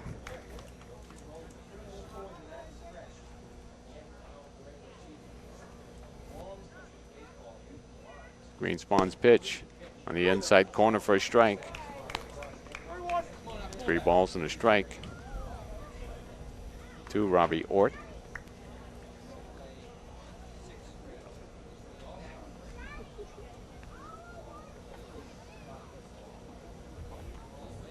Greenspan's delivery, swing and a miss. Again, the changeup, and Ort was looking for a fastball. That's been Greenspan's most effective pitch. Gets behind on the count, and then the hitters are looking for a fastball. Throws the changeup, and they're way in front. That pitch was not a strike, and there was no chance for Ort to make any type of solid contact. Greenspan's delivery, and Ort rips one foul down the right field line.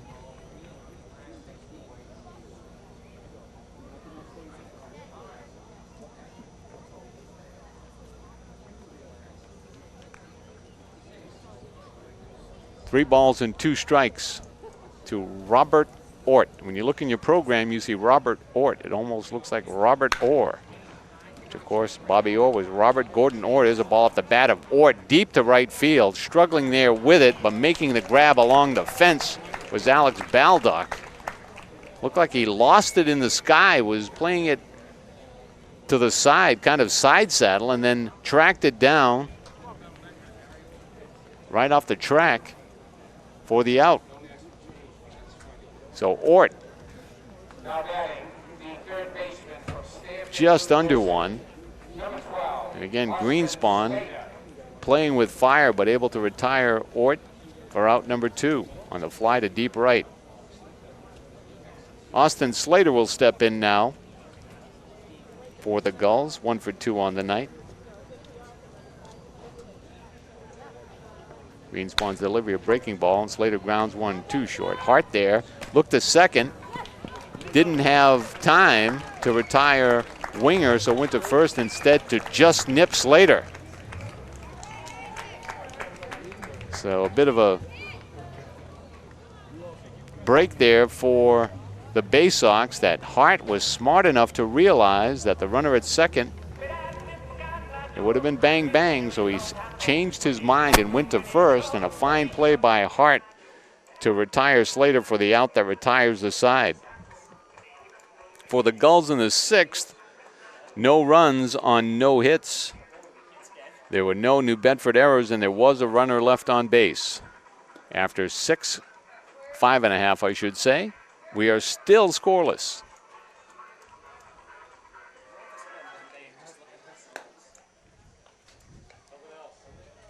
You can catch the New Bedford Cable Network on Facebook at facebook.com/NB Cable Network. Keep up with the latest news and programming. Links to our schedules and on-air bulletin boards. Like us on Facebook at facebook.com/NB Cable Network. So good, so good. We want to see those people doing it. Fine work tonight by our production staff, Ethan Lopez, Dan Cabral in the truck.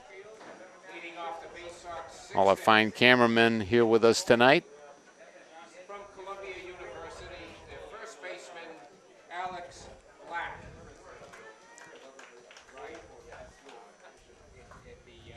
Alex Black stepping in for the Bay Sox.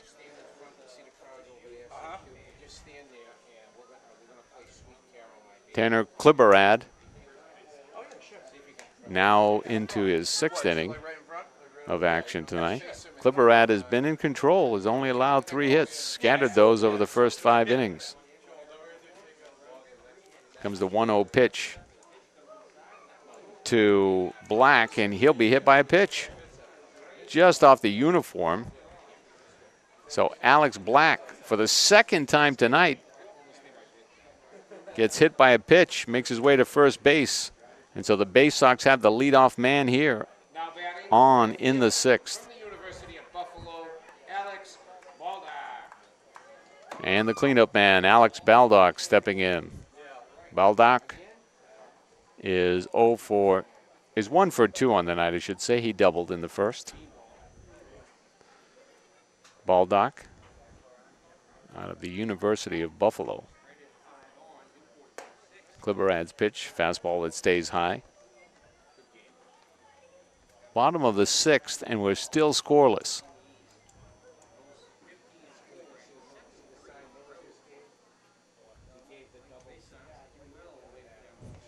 Kliberad looking in for the sign from his battery mate Paré. Kliberad will check the runner and back safely is Black. You got this, Team 6.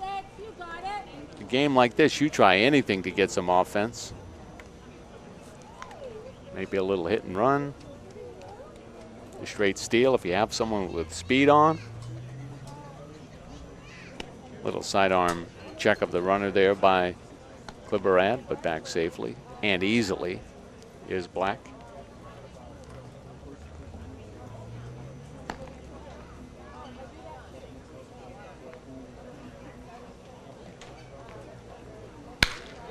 There's Baldock ripping one to right center field. That'll fall for a base hit, and it gets by the center fielder, Norwood, and goes to the fence. That'll score a run all the way around from first, and to the plate is Black. And let's see how they score it. It should be a single and a 2-base error, producing a run. As Baldock ripped a single, but it went under the glove of Norwood. He was there, so that's not an extra base hit.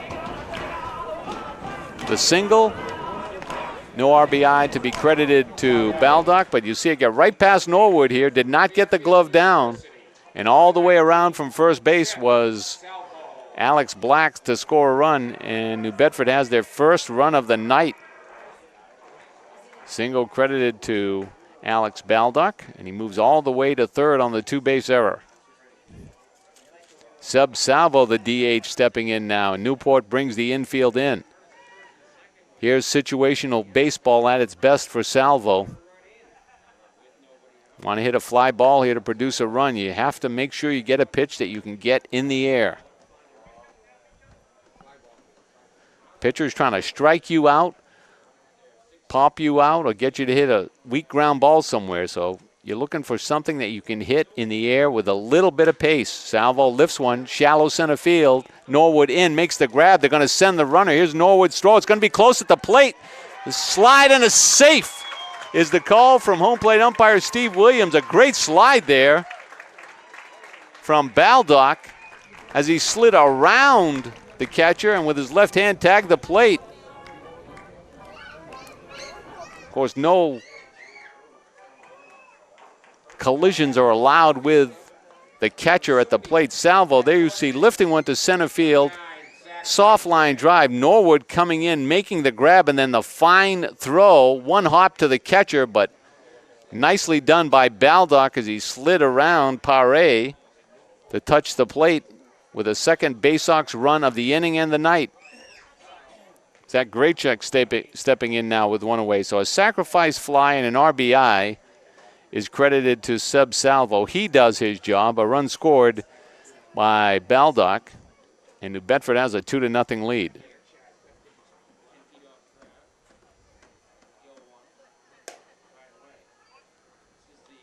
Pitch missing high and outside. Zach Graychuk taking it for a ball. A ball and a strike now to Graychuk. New Bedford striking here for a pair of runs against Kliberad in the 6th.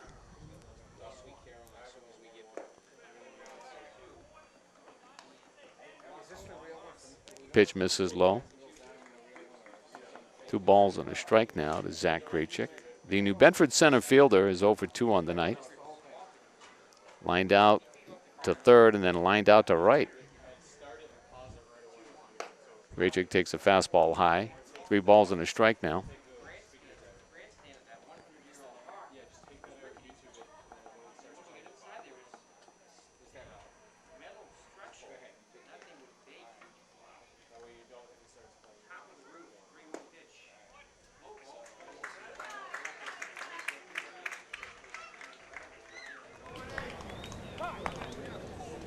Now batting, the catcher from Southern New Hampshire University, number 18, Andy Lally. Andy Lally steps in. Catcher out of Southern New Hampshire.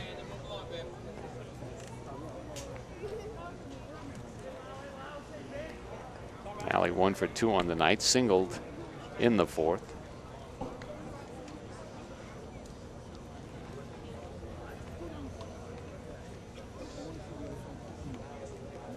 Kevin Long will make his way out to the mound to talk to Tanner Kliberad. Kliberad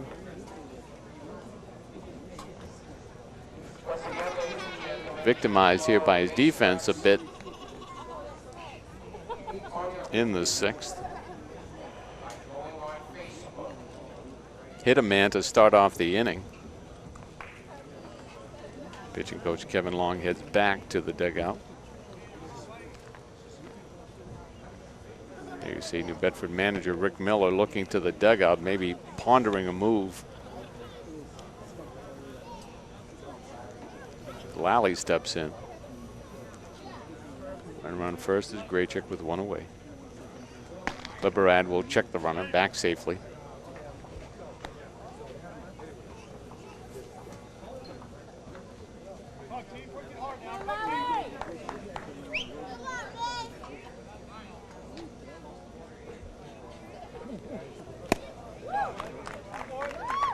Swing and a miss.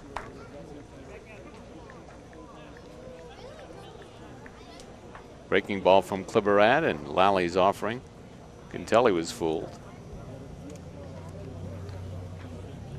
The runner on first is Zach Graychuk.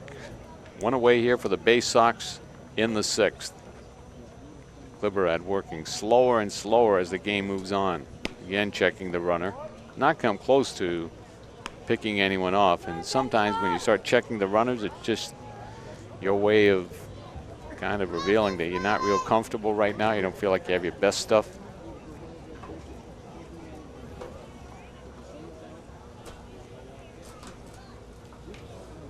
Kliberad, breaking ball that stays high. Looks like a slider possibly. Very tight.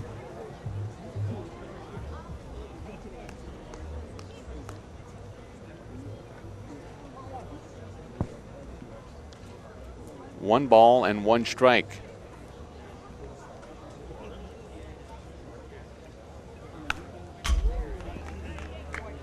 Fouling it back is Lally. 1 ball and 2 strikes now to Andy Lally, with 1 away for the Bay Sox here in the 6th. New Bedford already with a pair of runs in the inning, looking for more. You can never have enough against the Gulls, a high-powered offense of the Newport Gulls.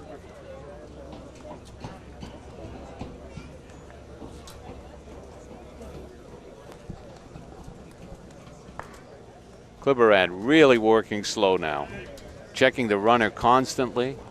You can tell he's tired. Usually a sign when you check runners, you take a long time to make a delivery. Again, checking the runner. And remember tonight, New Bedford does not have a stolen base, not even attempted one.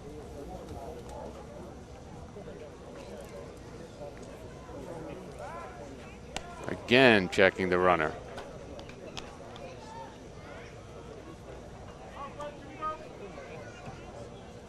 Graychick only with 2 stolen base attempts on the year, and he was successful on 1 of those. Not like he's leading the league in stolen bases.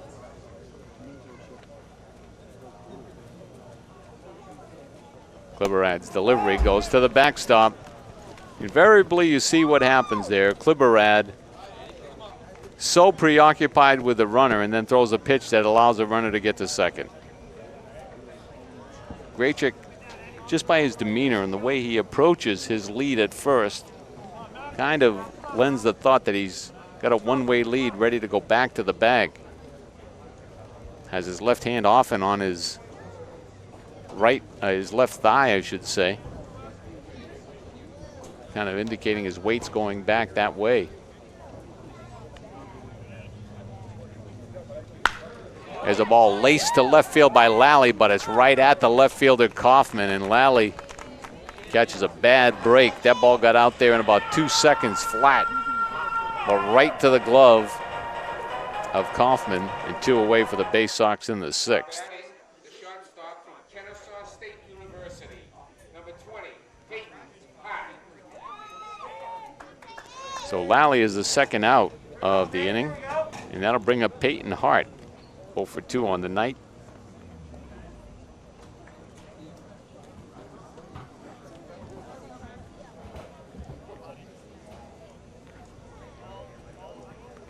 Here's Kliberad's delivery, and Hart lifts one on the infield, in foul territory, toward the fence and off the glove of Anderson. Anderson leaped at the fence, had the ball off the top of the glove, and then it went out of play.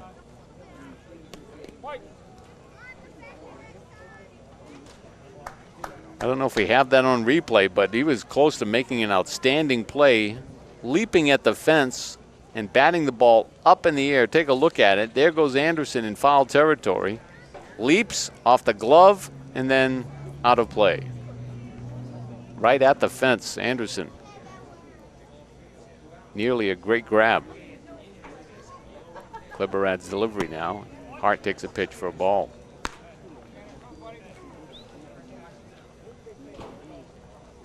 One ball and 1 strike now to Peyton Hart. New Bedford with a pair of runs here in the 6th. A very slow and deliberate bottom of the 6th for Tanner Kliberad. He has been so preoccupied with Zach Graychick. Now steps off to send Graychick back to the bag at second.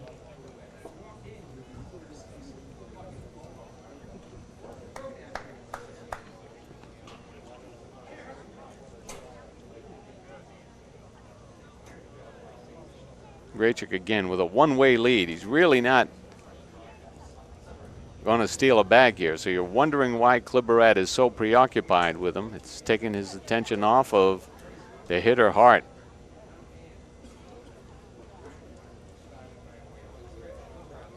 Kliberad's delivery, and Hart takes a pitch on the inside corner for a strike. Hart did not like it. Steps out, walks around a bit, adjusts the gloves.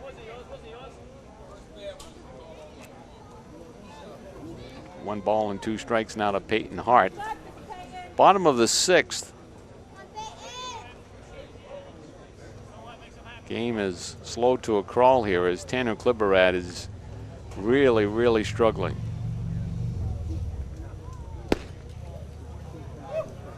Fastball misses outside. Count evens, 2 balls and 2 strikes.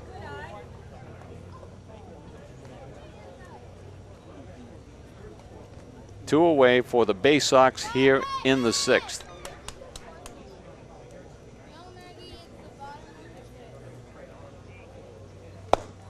Clipper adds delivery, missing low.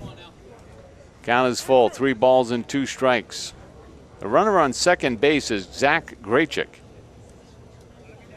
The number 9 hitter, 8 hitter, check that. Peyton Hart at the plate, the number 9 hitter, Carl Anderson on deck.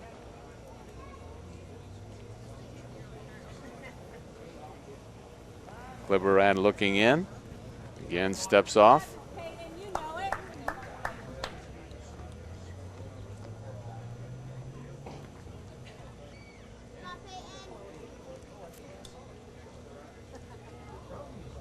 Clipperad at the belt, again looking at Graychick, breaking ball. That Hart lifts just on the edge of the infield, right to the glove of the shortstop, Blake Butera, for the out that retires the side.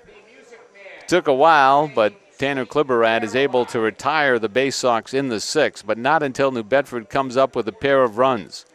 For New Bedford in the 6th, 2 runs on 1 hit. There was a Newport error and a runner was left on base. After 6 complete, it's New Bedford 2 and Newport nothing.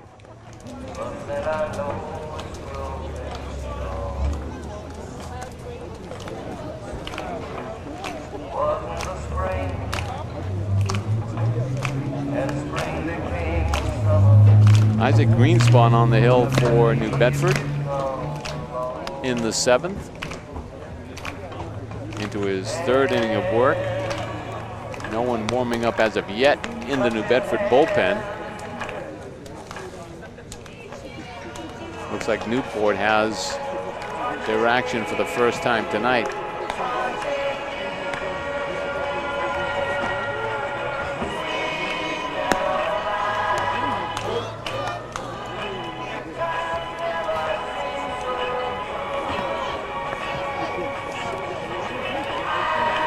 For New Bedford tonight, 2 runs on 4 hits and no errors. Newport, no runs on 1 hit and 2 errors. Sweet Caroline being played here tonight in the stands, and trying to see if we can get some activity going. Most of the fans are real hot here tonight as the temperature continues to be in the upper 70s. We're at about 820.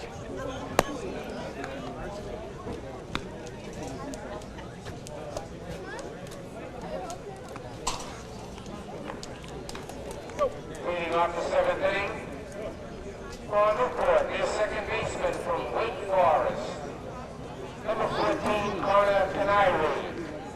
And the second baseman for Newport leads it off in the 7th. It's Connor Canary. Gulls trailing at 2-0. They threatened in the 5th when Greenspan came on initially in relief of Luke Farrell. Had the bases loaded with 1 out, but could not score. And so Isaac Greenspan already with 3 wins on the season, looking to pick up a 4th.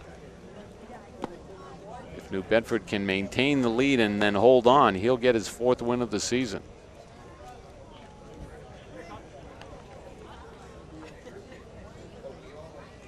A ball and a strike to Connor Canary. From the belt, here's Greenspan's pitch high. Isaac Greenspan really, we talked about command and control earlier, the differences. Moderate control, doesn't seem to have a tremendous amount of command, but is able to fool hitters at key points in the count. He's worked from behind almost all night long so far. Evens the count now at 2 balls and 2 strikes. But then when he's up against it, he's used the changeup several times to get hitters out in front. Here's his pitch. Breaking ball, swing and a miss by Canary, who was fooled.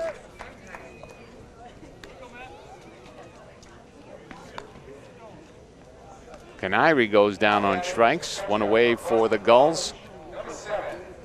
In the 7th, Matt Perez steps in.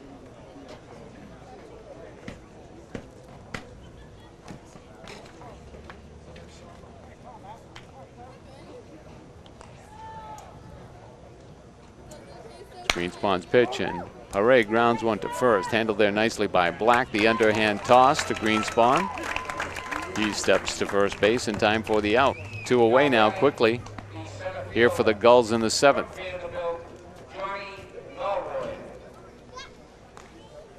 Score at 3-1. And 2 away now in the 7th as Johnny Norwood steps in. The center fielder for Newport has walked twice.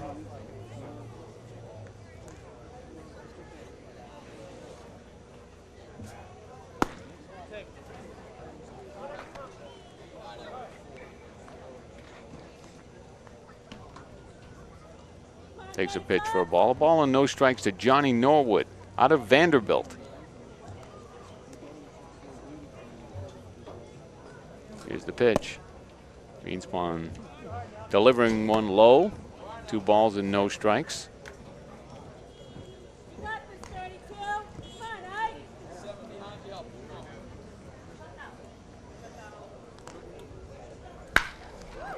Laced to left field. That'll be over the head of the left fielder Anderson. Norwood hustling into second with a stand-up double. Laced one to left field, got all of it. Just did not have enough height. Oh, that would have been well out of here. And Johnny Norwood has a 2-bagger for Newport. The Gulls have a runner in scoring position.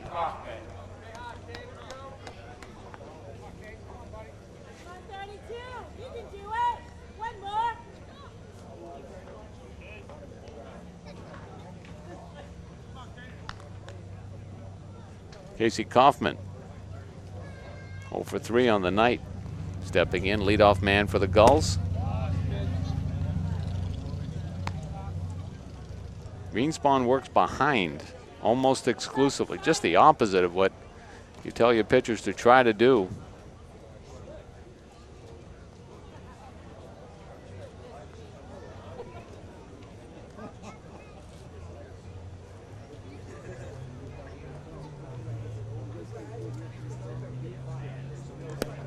Here's the changeup. 2 balls and no strikes. Kaufman, the big left fielder for the Gulls. 5th in the league in hitting coming into this one at .371. Dangerous man. Takes another pitch inside for a ball.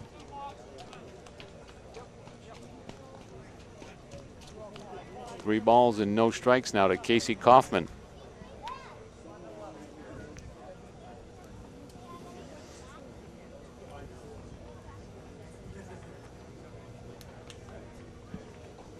Pitch from Greenspan, fastball on the inside corner for a strike. 3-1.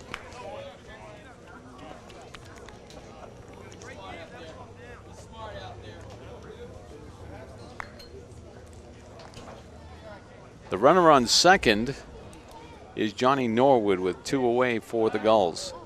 Pickoff attempt, but Norwood back easily. Shortstop Peyton Hart covering.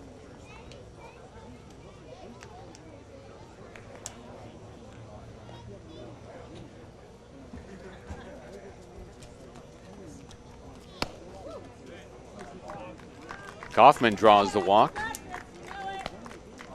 Heads to first as Blake Butera steps in. So Greenspan pitching carefully there to Kaufman. Now has a chance to face the number 2 hitter, Blake Butera. With Butera down in the 225 range on the season, not the kind of threat that Casey Kaufman is. So with the base open, working carefully, but now you have to go after Butera. The 3 hitter, Steve Anderson, is on deck.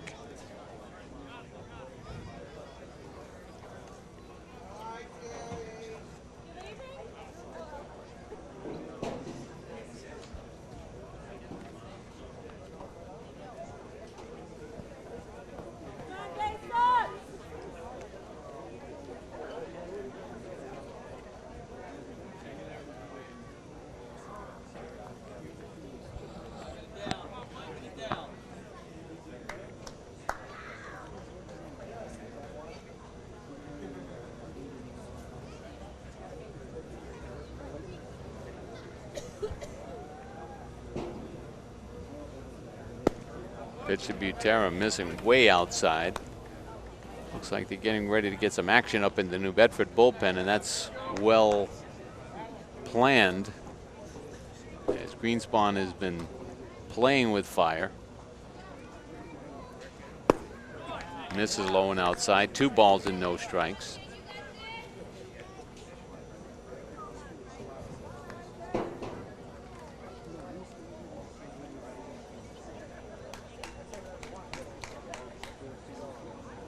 Here's Greenspan's delivery. Again, missing low, this time in the dirt all the way to the backstop. Lally will have to track it down as runners advance to second and third.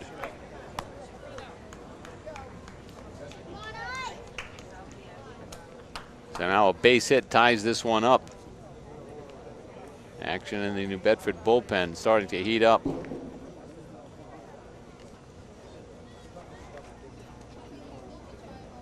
Looks like Sam Dodge.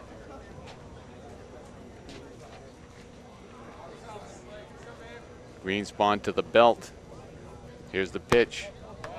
Butera takes it for ball 4. Bases filled here. And the number 3 hitter, Steve Anderson, stepping in, lefty. New Bedford, unfortunately, with not a situational lefty here to face Anderson. It is Sam Dodge in the bullpen. I don't know if he's ready. Looks like he is. Surprised that Rick Miller has not gone to the bullpen for this out. Anderson lifts one into foul territory, out of play. Trying to stick with Greenspan. Seeing if he can buy his way out of this inning and then get Dodge for the 8th and maybe keep him through the 9th. Anderson 0 for 3 on the night. Greenspan's delivery misses low and inside.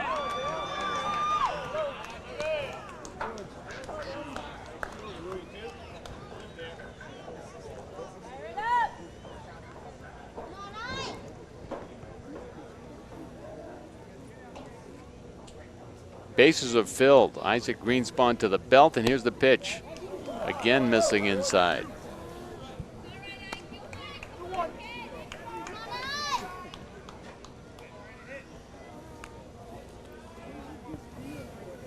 Two balls and a strike to Steve Anderson, and no place to put him. Greenspan's pitch low and in outside. No question about that one. 3 balls and 1 strike to Steve Anderson. Now you're really in trouble. If you come in with a fastball, you can be in a hole quickly here. If you don't throw a strike, you walk in a run. Greenspan looking in. Here's the pitch, missed low, and they're going to call it a strike. Very, very close. Anderson did not complain.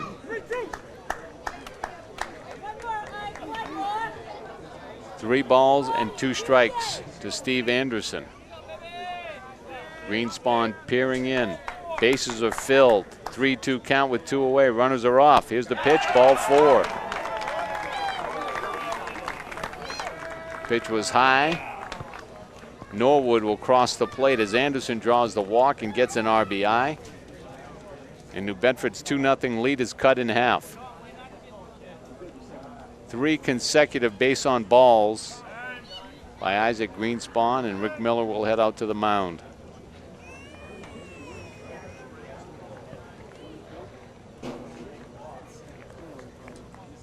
So with 2 away here in the 7th, Isaac Greenspan gave up a double to Johnny Norwood, then conceded walks to Casey Kaufman, Blake Butera, and Steve Anderson to produce a run. And Sam Dodge will come in for the Bay Sox. Rick Miller, the Bay Sox manager, making the pitching change. Greenspan will head to the dugout.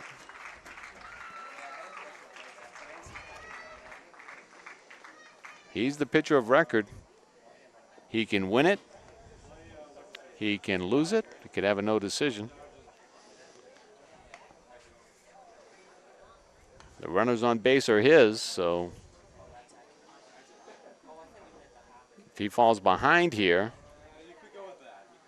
he can lose it. Right now, he is the pitcher of record for New Bedford.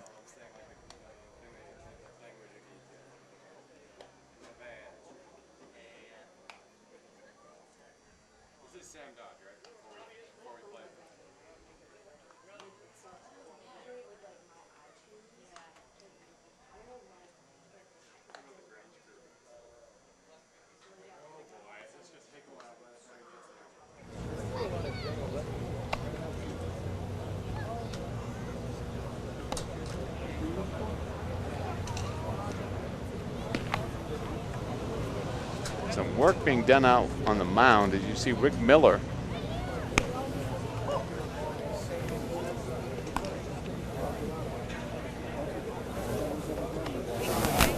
working on the mound, saying the hole looks like where the pitcher finishes his delivery is not where they wanted for their next man on the mound. Trying to fill that in, do some work on the mound. 75 right now in the city. Talking at 8:35. So temperature really staying up. It's only dropped 4 degrees since the start of tonight's game at 6:30.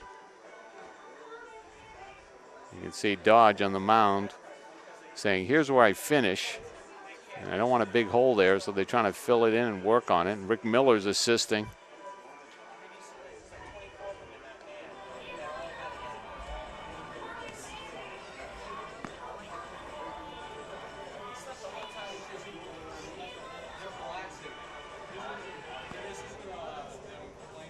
Ground crew is coming out to assist here, but I think they're going to say that Dodge is all set.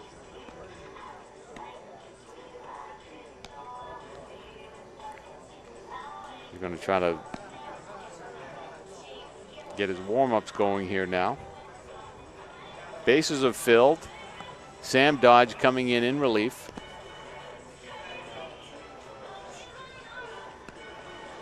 First pitch was in the dirt and stung Andy Lally off the throwing hand.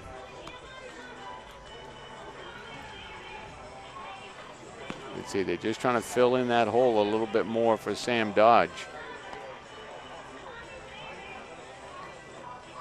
Hey, Kristen, get those arms going. This is Lancaster. 2 away for the Gulls here in the 7th. They've scored a run with only 1 hit. But 3 walks follow the double by Norwood. And after the Bay Sox scored 2 in the bottom of the 6th, Newport scores 1 in the top of the 7th. And there you see the pitching line on the season for Sam Dodge. Not very impressive. 10.43 ERA in 7 games, 14 and 2/3 innings of work, 1-1 record. In 14 innings, he's given up 22 hits and 17 runs. So Sam Dodge coming into a difficult situation here, and he's had his struggles here in 2012. Now pitching for the Bay Sox from Harvard University, number 34, Sam Dodge. Dodge looking for an atom ball or something good here to get out of this huge jam in the 7th. Where did they park their car? In the yard. Did I already announce this guy? I don't know. Do it again. Do it again. Now batting, designated hitter. The DH and number 4 hitter, Brett Winger, stepping in. Winger's 0 for 2 with a walk. He's the DH. Dream situation here with the bases filled and 2 away. Dodge's first pitch misses outside. Crowd has not left here tonight.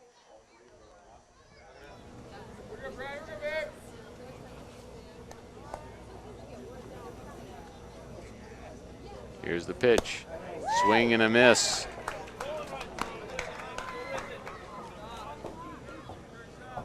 One ball and one strike to Brett Winger.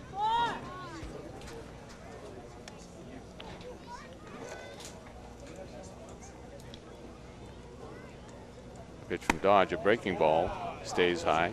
Winger, one of the leading RBI men in the league, with 18 on the season.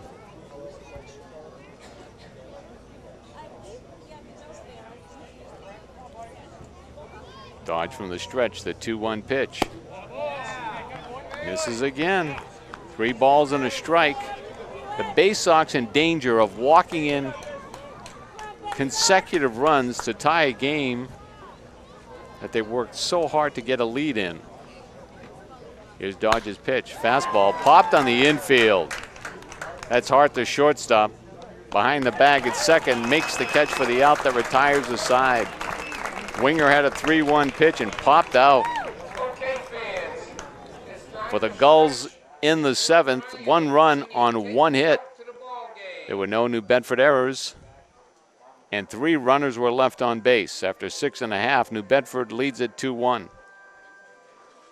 7th inning stretch as fans here at Paul Walsh Field join in and sing "Take Me Out to the Ball Game."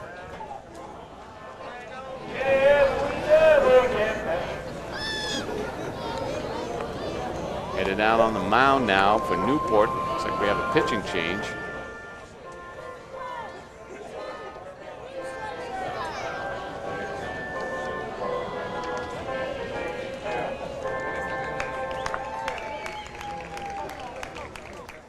I think it's Michael Johnson,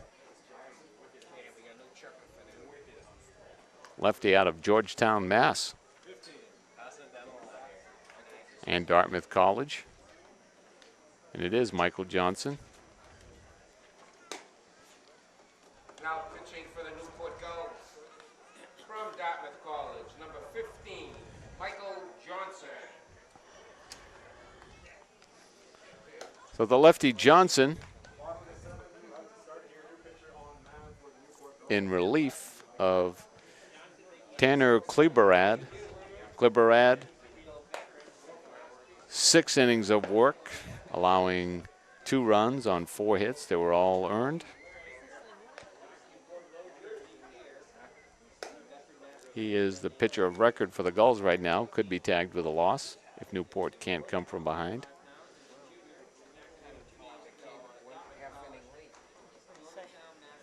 Michael Johnson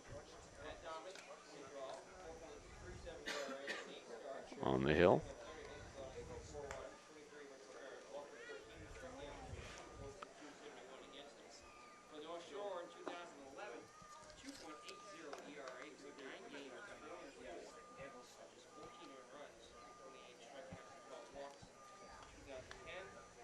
Carl Anderson to lead it off for New Bedford is scheduled to lead it off. Looks like the Bay Sox might go to the bench for a pinch hitter. There you see Michael Johnson.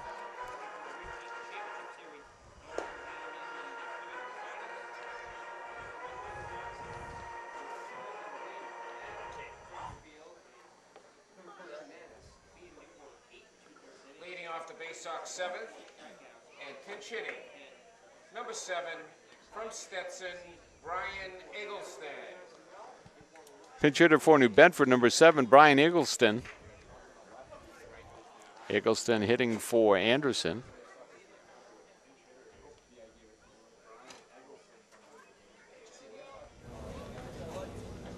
So Eggleston, a right-handed hitter, replaces the lefty Anderson. Anderson was 0 for 3 on the night. Check that 0 for 2. Eggleston hitting in his stead here. 3rd time that the number 9 hitter has come up for New Bedford. We're in the bottom of the 7th. Home plate umpire Steve Williams is saying, hey, it's the first batter. Why do we need a discussion here on the first batter when there's no one on base? It's the first batter you're facing. Let's get to work here. And so back behind the plate is the catcher, Matt Paray. Here's Eggleston. Johnson's first delivery is high and wide for a ball.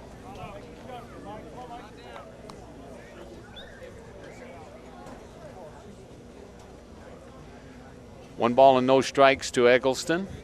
Here's the pitch from Johnson, and Eggleston lifts one on the infield. Into shallow center, it's the shortstop, Butera, with a one-handed grab for the out.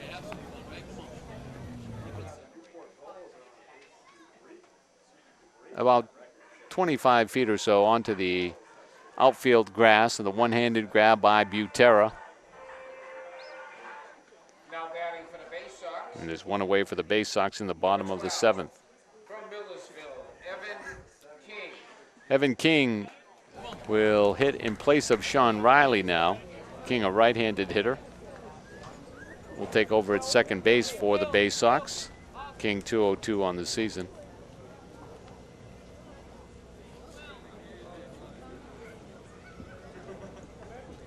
.94 at bats, 19 hits for King.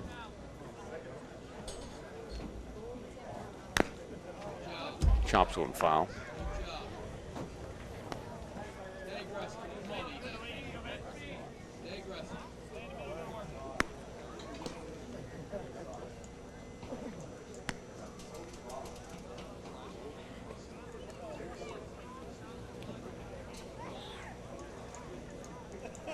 Game that was moving quickly early on has really slowed down here. Here's Johnson's pitch.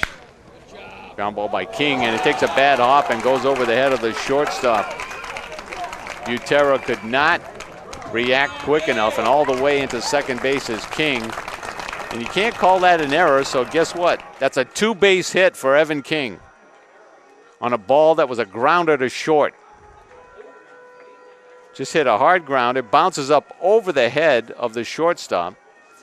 And because it was kind of in the gap, the outfielders had not really reacted quickly. By the time Norwood got there, it was a stand-up double for King.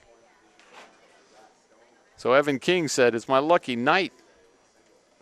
I not only get a hit, I get a double on a ground ball." And Zach Stone, the third baseman, steps in. So New Bedford looking to get that run right back as they get a gift.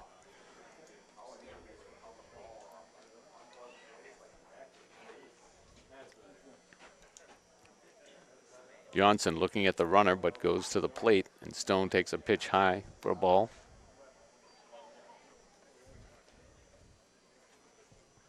Two balls and no strikes now to Zach Stone.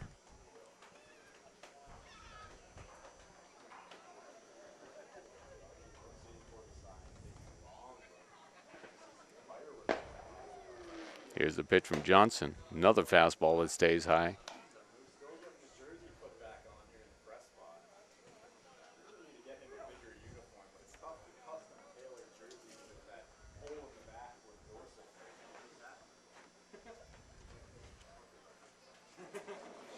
Here's the pitch from Johnson. Another fastball, and Stone draws a 4-pitch walk. So Zach Stone makes his way down to first with one away. Now the Bay Sox threatening in the 7th. Runners on first and second with only one out. Alex Black, the first baseman, steps in. Alex scored a run in the 6th. He was hit by a pitch for the second time in the game. And then eventually came all the way around on a single and then a two-base error charged to the center fielder Norwood.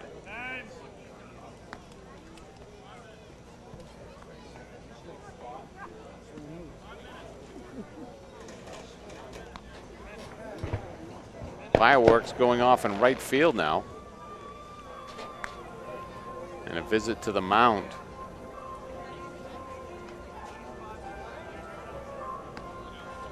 By the Gulls pitching coach. I'm sure what he's saying is, you know what, you come out here, you got to throw strikes. You know you got a bad break.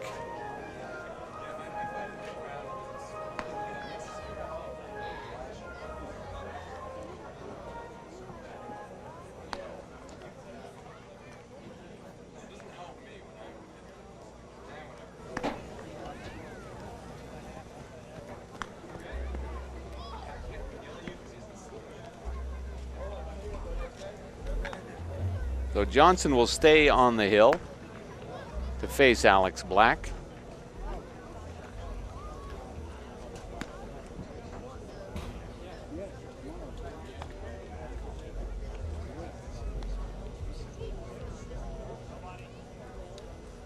Here's the pitch from Johnson, and Black lofts a shallow pop to right center field. That's going to fall for a base hit. All the way around to score. It'll be King, and New Bedford has a 3-1 lead. So even when he doesn't hit one real solid, Alex Black is able to come up with a base hit and an RBI, just blooping one into right center field. Texas leaguer that falls. King scores. New Bedford back in front by 2, leading it now 3-1.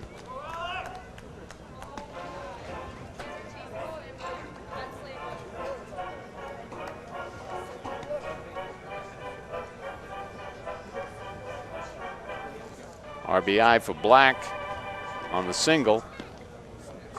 That'll bring up Alex Baldock. So Johnson has come in relief. Got a real bad break on a ground ball to short that should have been the second out of the inning, but ended up being a double. Then a walk and a bloop single. Johnson's pitch missing well outside. Then you press and you try to make even better pitches.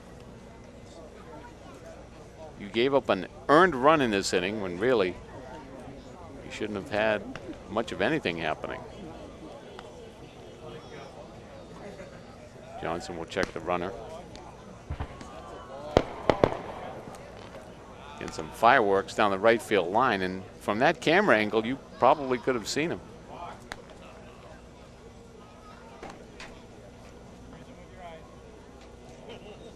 Baldock, the cleanup hitter. Fouls one straight back. He singled in the 6th on a ball that was laced to right center field. But the center fielder, Norwood for Newport, was there and should have picked it up on a hop. Instead, let the ball get past him and go all the way to the fence for a hit and an error, a 2-base error, in fact, and it produced New Bedford's first run and sent Baldock all the way to third, where he scored on a sacrifice fly by Seb Salvo. Swing and a miss by Baldock on a Johnson fastball.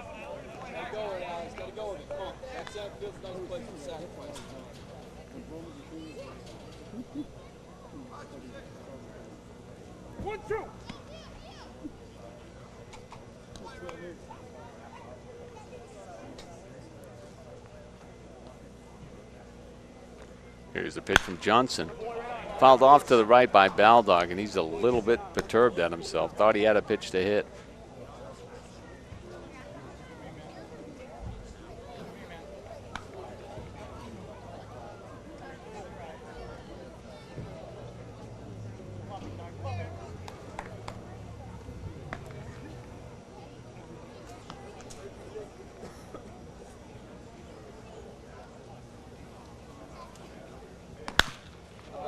Baldock fouls another one off to the right.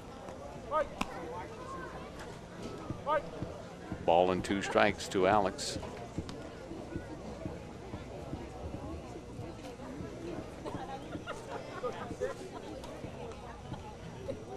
Flag is totally lit now in center field.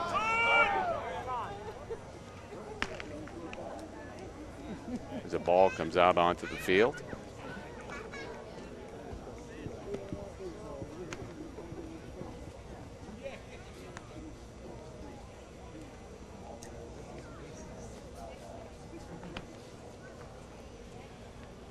One ball and 2 strikes to Alex Baldock, with only one away here, and New Bedford threatening with runners at the corners.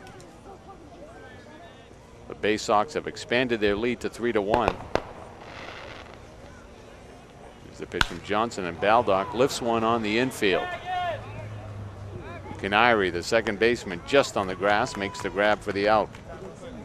Baldock not happy with himself on that one. Trying to hit the ball in the air, but you got to get it into the outfield.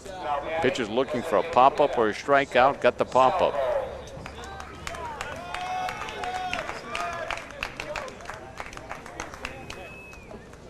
And Seb Salvo, the DH, will step in. 0 for 2 on the night with a sacrifice fly. and an RBI in the 6th. Salvo, a lefty hitter, will face the lefty Johnson.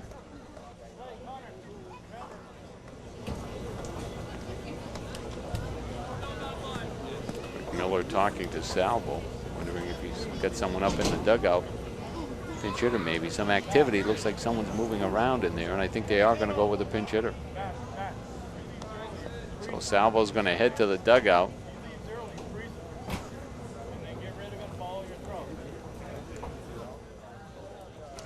Looks like Alex Whitkus might be coming out. It is Whitkus.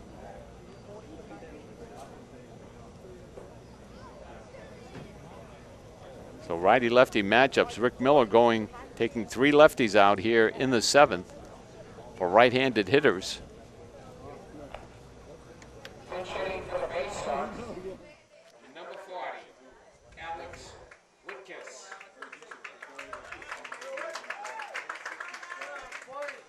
So Alex Whitkus steps in.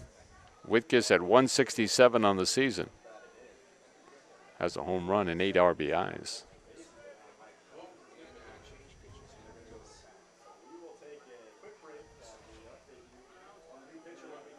And Newport's going to go to the bullpen. So they're going to go with a righty. They're going to bring in a righty in relief of Johnson to match Rick Miller's move. Let's see who comes in. Johnson's done for the night. Tough break from Michael Johnson. Had an out and then had the ground ball hit the short that took a wicked hop, went over the head of the shortstop Butera, and kind of got out into left center field. By the time the center fielder Norwood came over, King, who was hustling all the way, made it to second base. So it became a double on a ground ball to short. Then after a walk, a blooper into right center field off the bat of Alex Black produced a run. And that's what we have with 2 away now in the 7th. Now pitching for Newport from Stanford University, number 17, David Schmidt. So Newport has gone to the bullpen to bring in another Stanford product.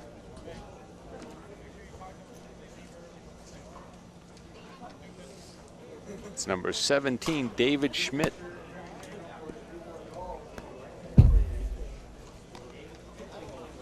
Schmidt, with a 5.79 ERA on the season, has appeared in 5 games, 14 1/3 innings of work. He's allowed 13 hits and 9 runs with 9 base on balls and 19 strikeouts. So you can tell he's a power pitcher. Doesn't have the greatest control with 9 walks and 14 innings. But does have 19 strikeouts.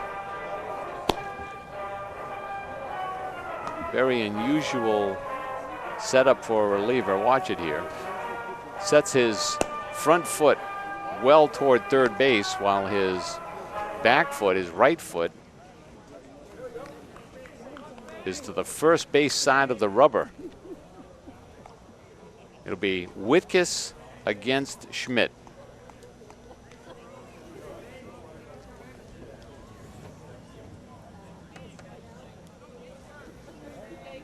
Alex Whitkus, big situation here, trying to add an insurance run for the Bay Sox. Takes a pitch low and inside.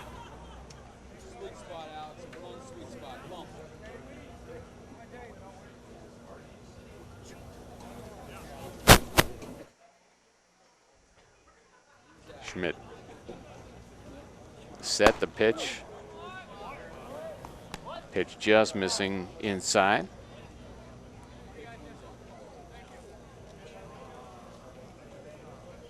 Two balls and no strikes now. Schmidt's kind of all or nothing. It's a walkout or a strikeout. Here's his pitch. Whitkus fouls it off to the right.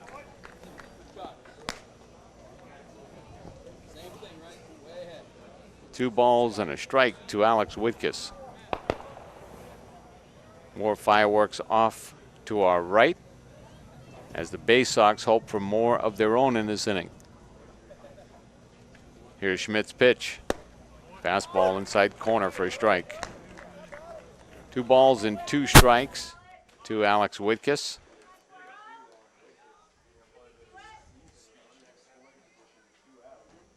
Bay Sox with runners at the corners and 2 away. Schmidt's pitch, a fastball, swing and a miss by Whitkus. And that'll do it for the Bay Sox in the 7th, but they do come up with a run. For New Bedford in the 7th, 1 run on 1 hit. There were no Newport errors and a pair of runners left on base. Check that, 2 hits for the Bay Sox in that inning. Nonetheless, the run increases New Bedford's lead to 3-1. The Bay Sox are not the first team to call New Bedford home. This team made its debut in New Bedford as a member of the New England League in 1895. And no, I did not see any of the games. Is the answer A, the New Bedford Pilgrims? B, the South Coast Blue Sox? Some trivia questions Or C, the New Bedford Whalers? going on here at Paul Walsh Field. C is correct. In 1895. In 1895, the first New Bedford team here in the city was the New Bedford Whalers. Sam Dodge on the hill for the Bay Sox in the 8th. Last couple of innings have really slowed. The pace has come to a virtual crawl here.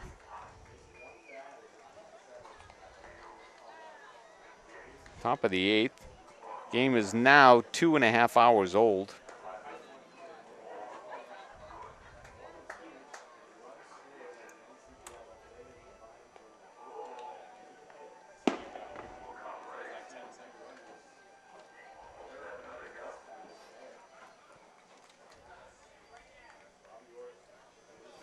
Robbie Ort to lead it off for Newport in the 8th. Now batting, right fielder, Robbie Ort.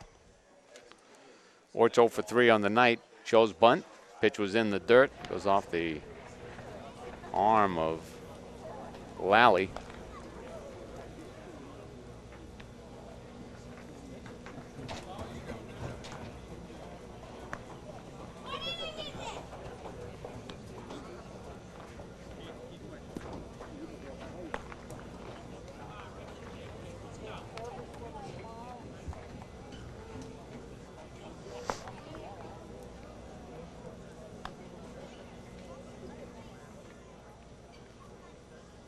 Here's the pitch from Dodge. Ground ball up the middle. That'll go for a base hit. Gets past the diving King, and Ort has his first hit of the night.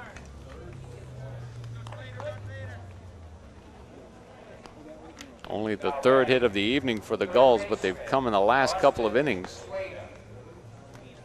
Ladies and gentlemen, now playing second base for the Bay Sox, number 12. Austin Slater, the 3rd baseman, stepping in now for Newport.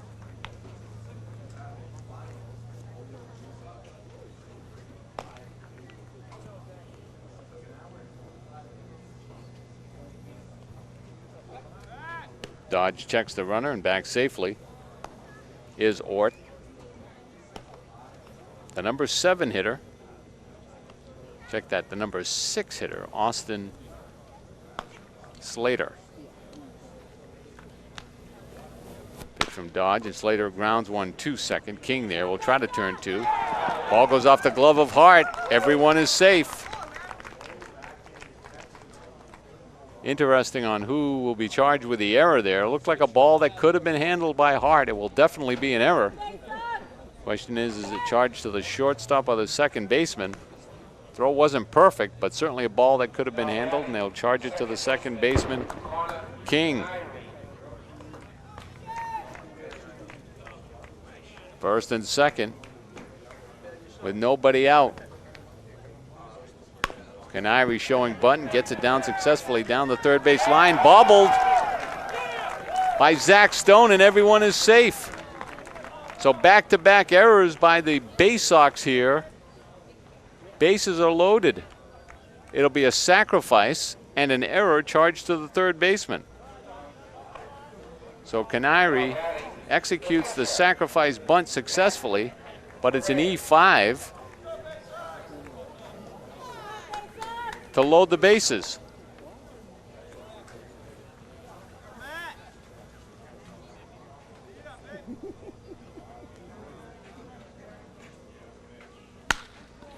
Ball lofted to left field off the bat of Paré. Grabbed there by the New Bedford left fielder Whitkiss, I believe. No, check that. It's Eggleston. His throw not nearly in time. It'll be a sacrifice fly for Paré, an RBI, and Newport is back to within a run. And there's only one out with runners on first and second. Now batting center fielder Johnny Norwood.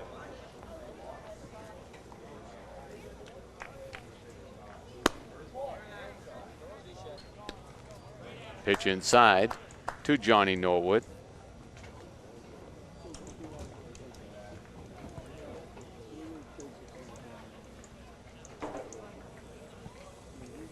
Here's the pitch from Dodge, and Norwood, soft looper to the first baseman. Grabbed there by Black, and he'll step to the bag for the double play that retires the side. A ball fisted by Norwood, humpback line drive, right to the glove of Black, and he had an easy time getting to the bag and stepping there in time for the unassisted double play. Night after the game and after signing autographs The inning comes to a close, by Texas. and it was Newport with one hit in the frame, producing a run after 7.5. It's 3-2 New Bedford. They offer fall off the bone ribs, hand cut. Take a look at it again. Johnny Norwood just fisting one out there. Humpback line drive, and not good base running at all as the runner from first takes off and is easily doubled. And you have call ahead seating. Come and visit the Texas Road. Not well done at all Ball Road in Dow. there by the Newport Gulls, and the runner on first, Connor Canary. Poorly managed, poor base running. And so the double play, 3 unassisted, gets New Bedford out of a big jam in the 8th, and they'll have a lead as they go into the 9th. We'll see if they can add some insurance here in the bottom of the 8th.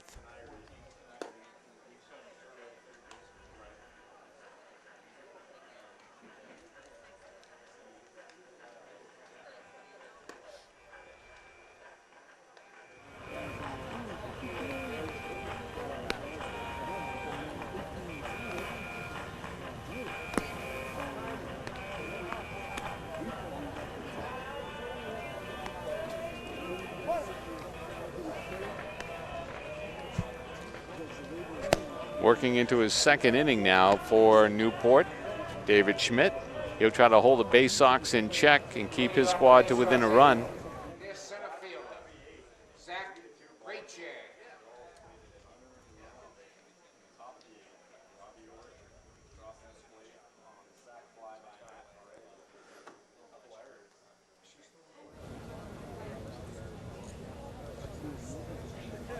Base up.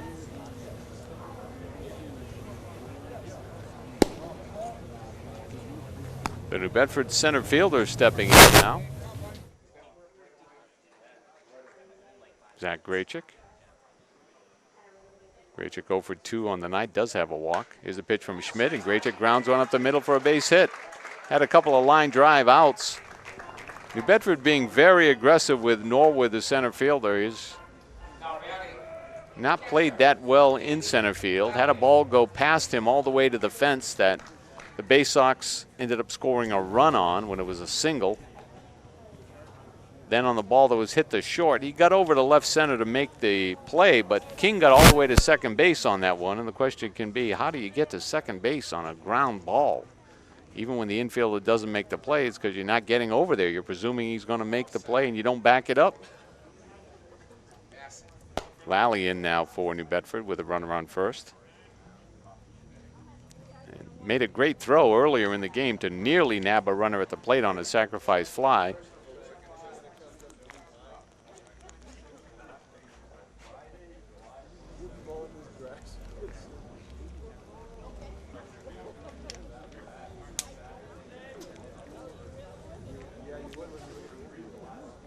Here's the pitch from Schmidt. Ground ball by Lally to third.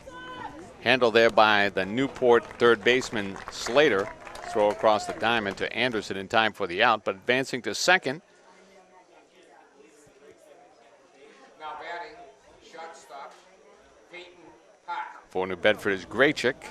And so Peyton Hart will have an opportunity to drive in a run.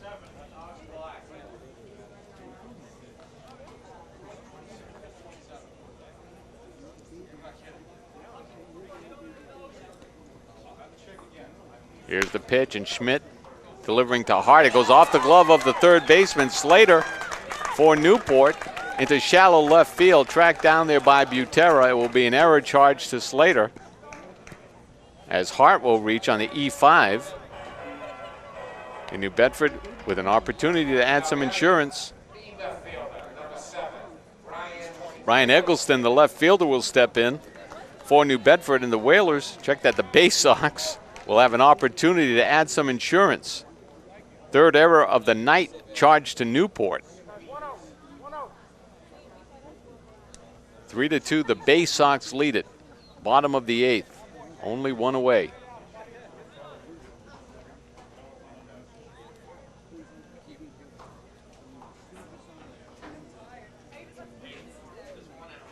Here's the pitch from Schmidt. Eggleston takes it low for a ball.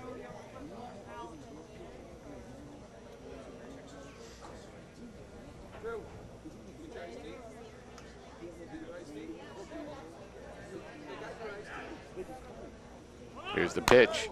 Ground ball by Eggleston, foul, headed to the New Bedford dugout. A ball on the strike to Brian Eggleston, trying to get a sac fly here, add some insurance for New Bedford. The runner on third is Zach Graychick. On first, Peyton Hart. Bay Sox with a chance for some insurance here in the bottom of the eighth.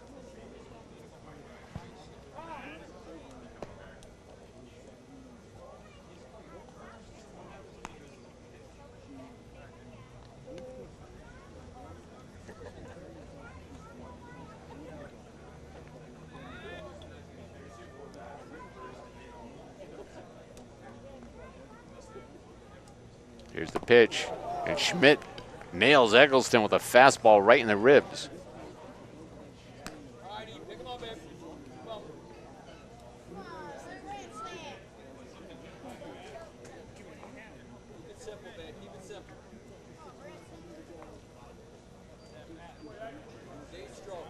Now batting for the Bay Sox, second baseman, Evan King.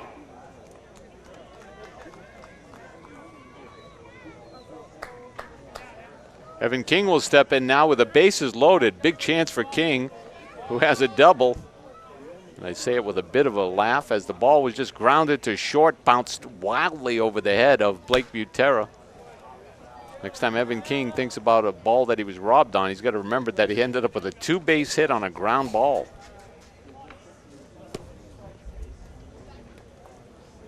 Came into the game at 2:02, so that was a big boost to King. That's the kind of stuff that can get you going offensively. Eighth inning, 3-2 New Bedford. Here's Schmidt's pitch. King grounds one back to the box, handled nicely by Schmidt to the plate for one over to first in time. That's a 1-2-3 double play. The run does not score. Let's see here.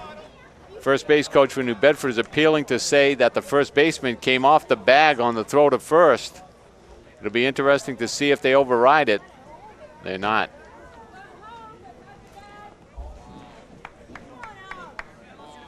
Very tough call, certainly in that situation, for the home plate umpire to say, yes, he came off the bag. It's got to be very clear. There you see the ball back to the box. Schmidt handles it, to the catcher in plenty of time, and then the throw to first. And even though he was dragging his foot, you have to say he was still on the bag.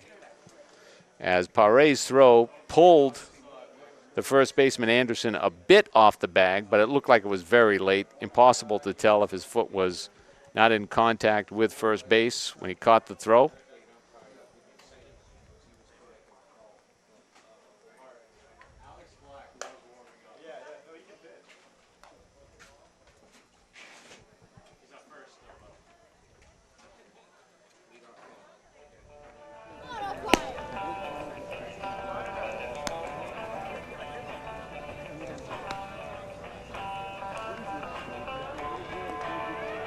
Bedford will try to finish it off here with Sam Dodge on the mound in the ninth. The Bay Sox unable to add any insurance, even though they had the bases loaded with only one out. Heading to the top of the ninth. Our line score tonight, New Bedford 3 runs, 7 hits, 2 errors. The Gulls 2 runs, 3 hits, and 3 errors. Remember, you can like us, you can like the Bay Sox, you can like whoever you'd like on Facebook, but certainly remember NB Cable Network and remember the Bay Sox, and like the Bay Sox and NB Cable Network on Facebook. And then you can follow the Bay Sox on Twitter at @SLAMU_NB Bay Sox. Sam Dodge's first pitch of the inning, a strike to Casey Kaufman. Dodge trying to hold a save, trying to save the game in relief for Isaac Greenspan. Breaking ball missed. Dodge coming into this game with an ERA of over 10. Really could use a big boost here and has pitched well. Kaufman fouls one off to the left, out of play. Ball and 2 strikes to Casey Kaufman. Game that's about 2 hours and 45 minutes old.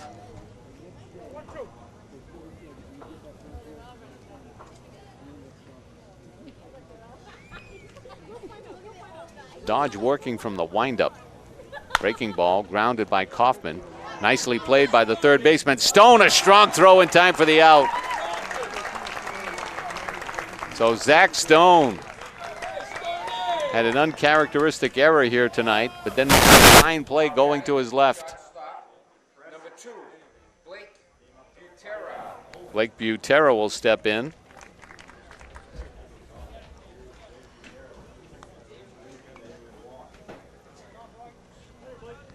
Butera 0 for 3 on the night with a walk.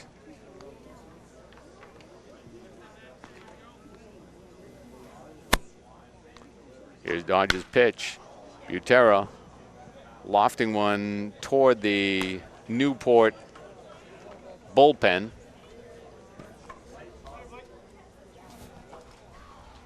No balls and a strike.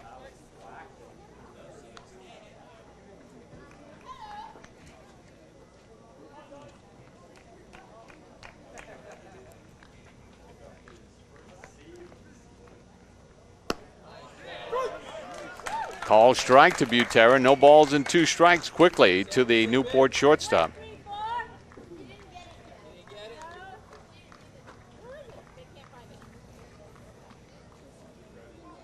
Here's the pitch from Dodge. Just missing outside.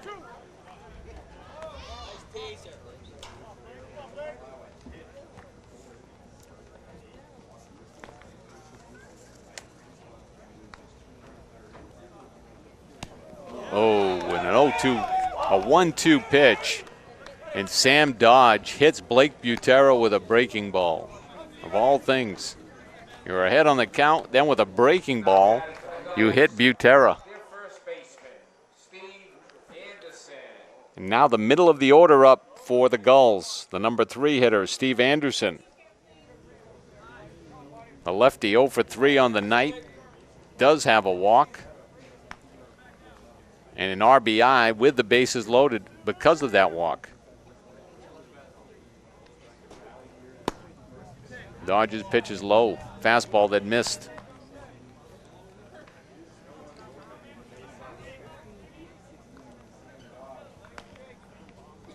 Looks like New Bedford will rely on Sam Dodge. No action in the Bay Sox pen. Here's the pitch from Dodge. Misses outside. 2 balls and no strikes. Momentum can change so quickly. 1 away on a great play by Stone at third, and then an 0-2, 1-2 pitch, I should say, to Butera, and he's hit by a pitch. Call strike, big one. 2-1 now to Anderson.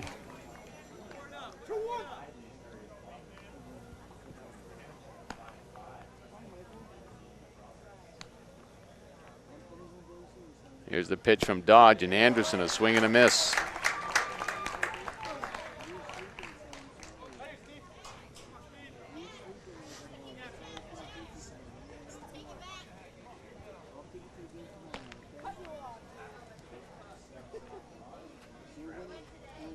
Here's the pitch from Dodge. Ground ball back to the box. Dodge will go to first, get the sure out, but it puts a runner in scoring position.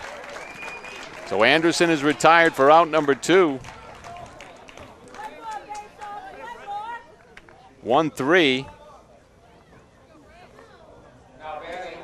But that leaves Brett Winger at the plate, the DH, with a runner in scoring position. One of the leading RBI men in the NECBL. Facing Sam Dodge. Here's Dodge's pitch, a fastball for a strike.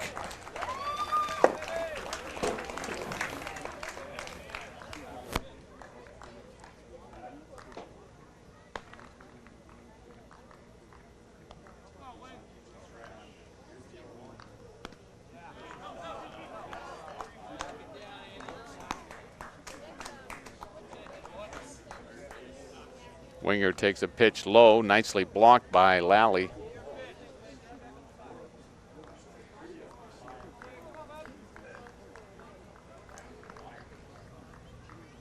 Pitch from Dodge, falls straight back. A ball and 2 strikes now to Brett Winger. Fans here cheering on Sam Dodge, trying to get him out of this. 1 pitch away from a big save and a win for New Bedford against Newport. Dodge's pitch. Winger lofts with a shallow right. There for New Bedford is Baldock. He'll make the grab for the out that retires the side. A fine win here tonight for the New Bedford Bay Sox over Newport. The first place Newport Gulls.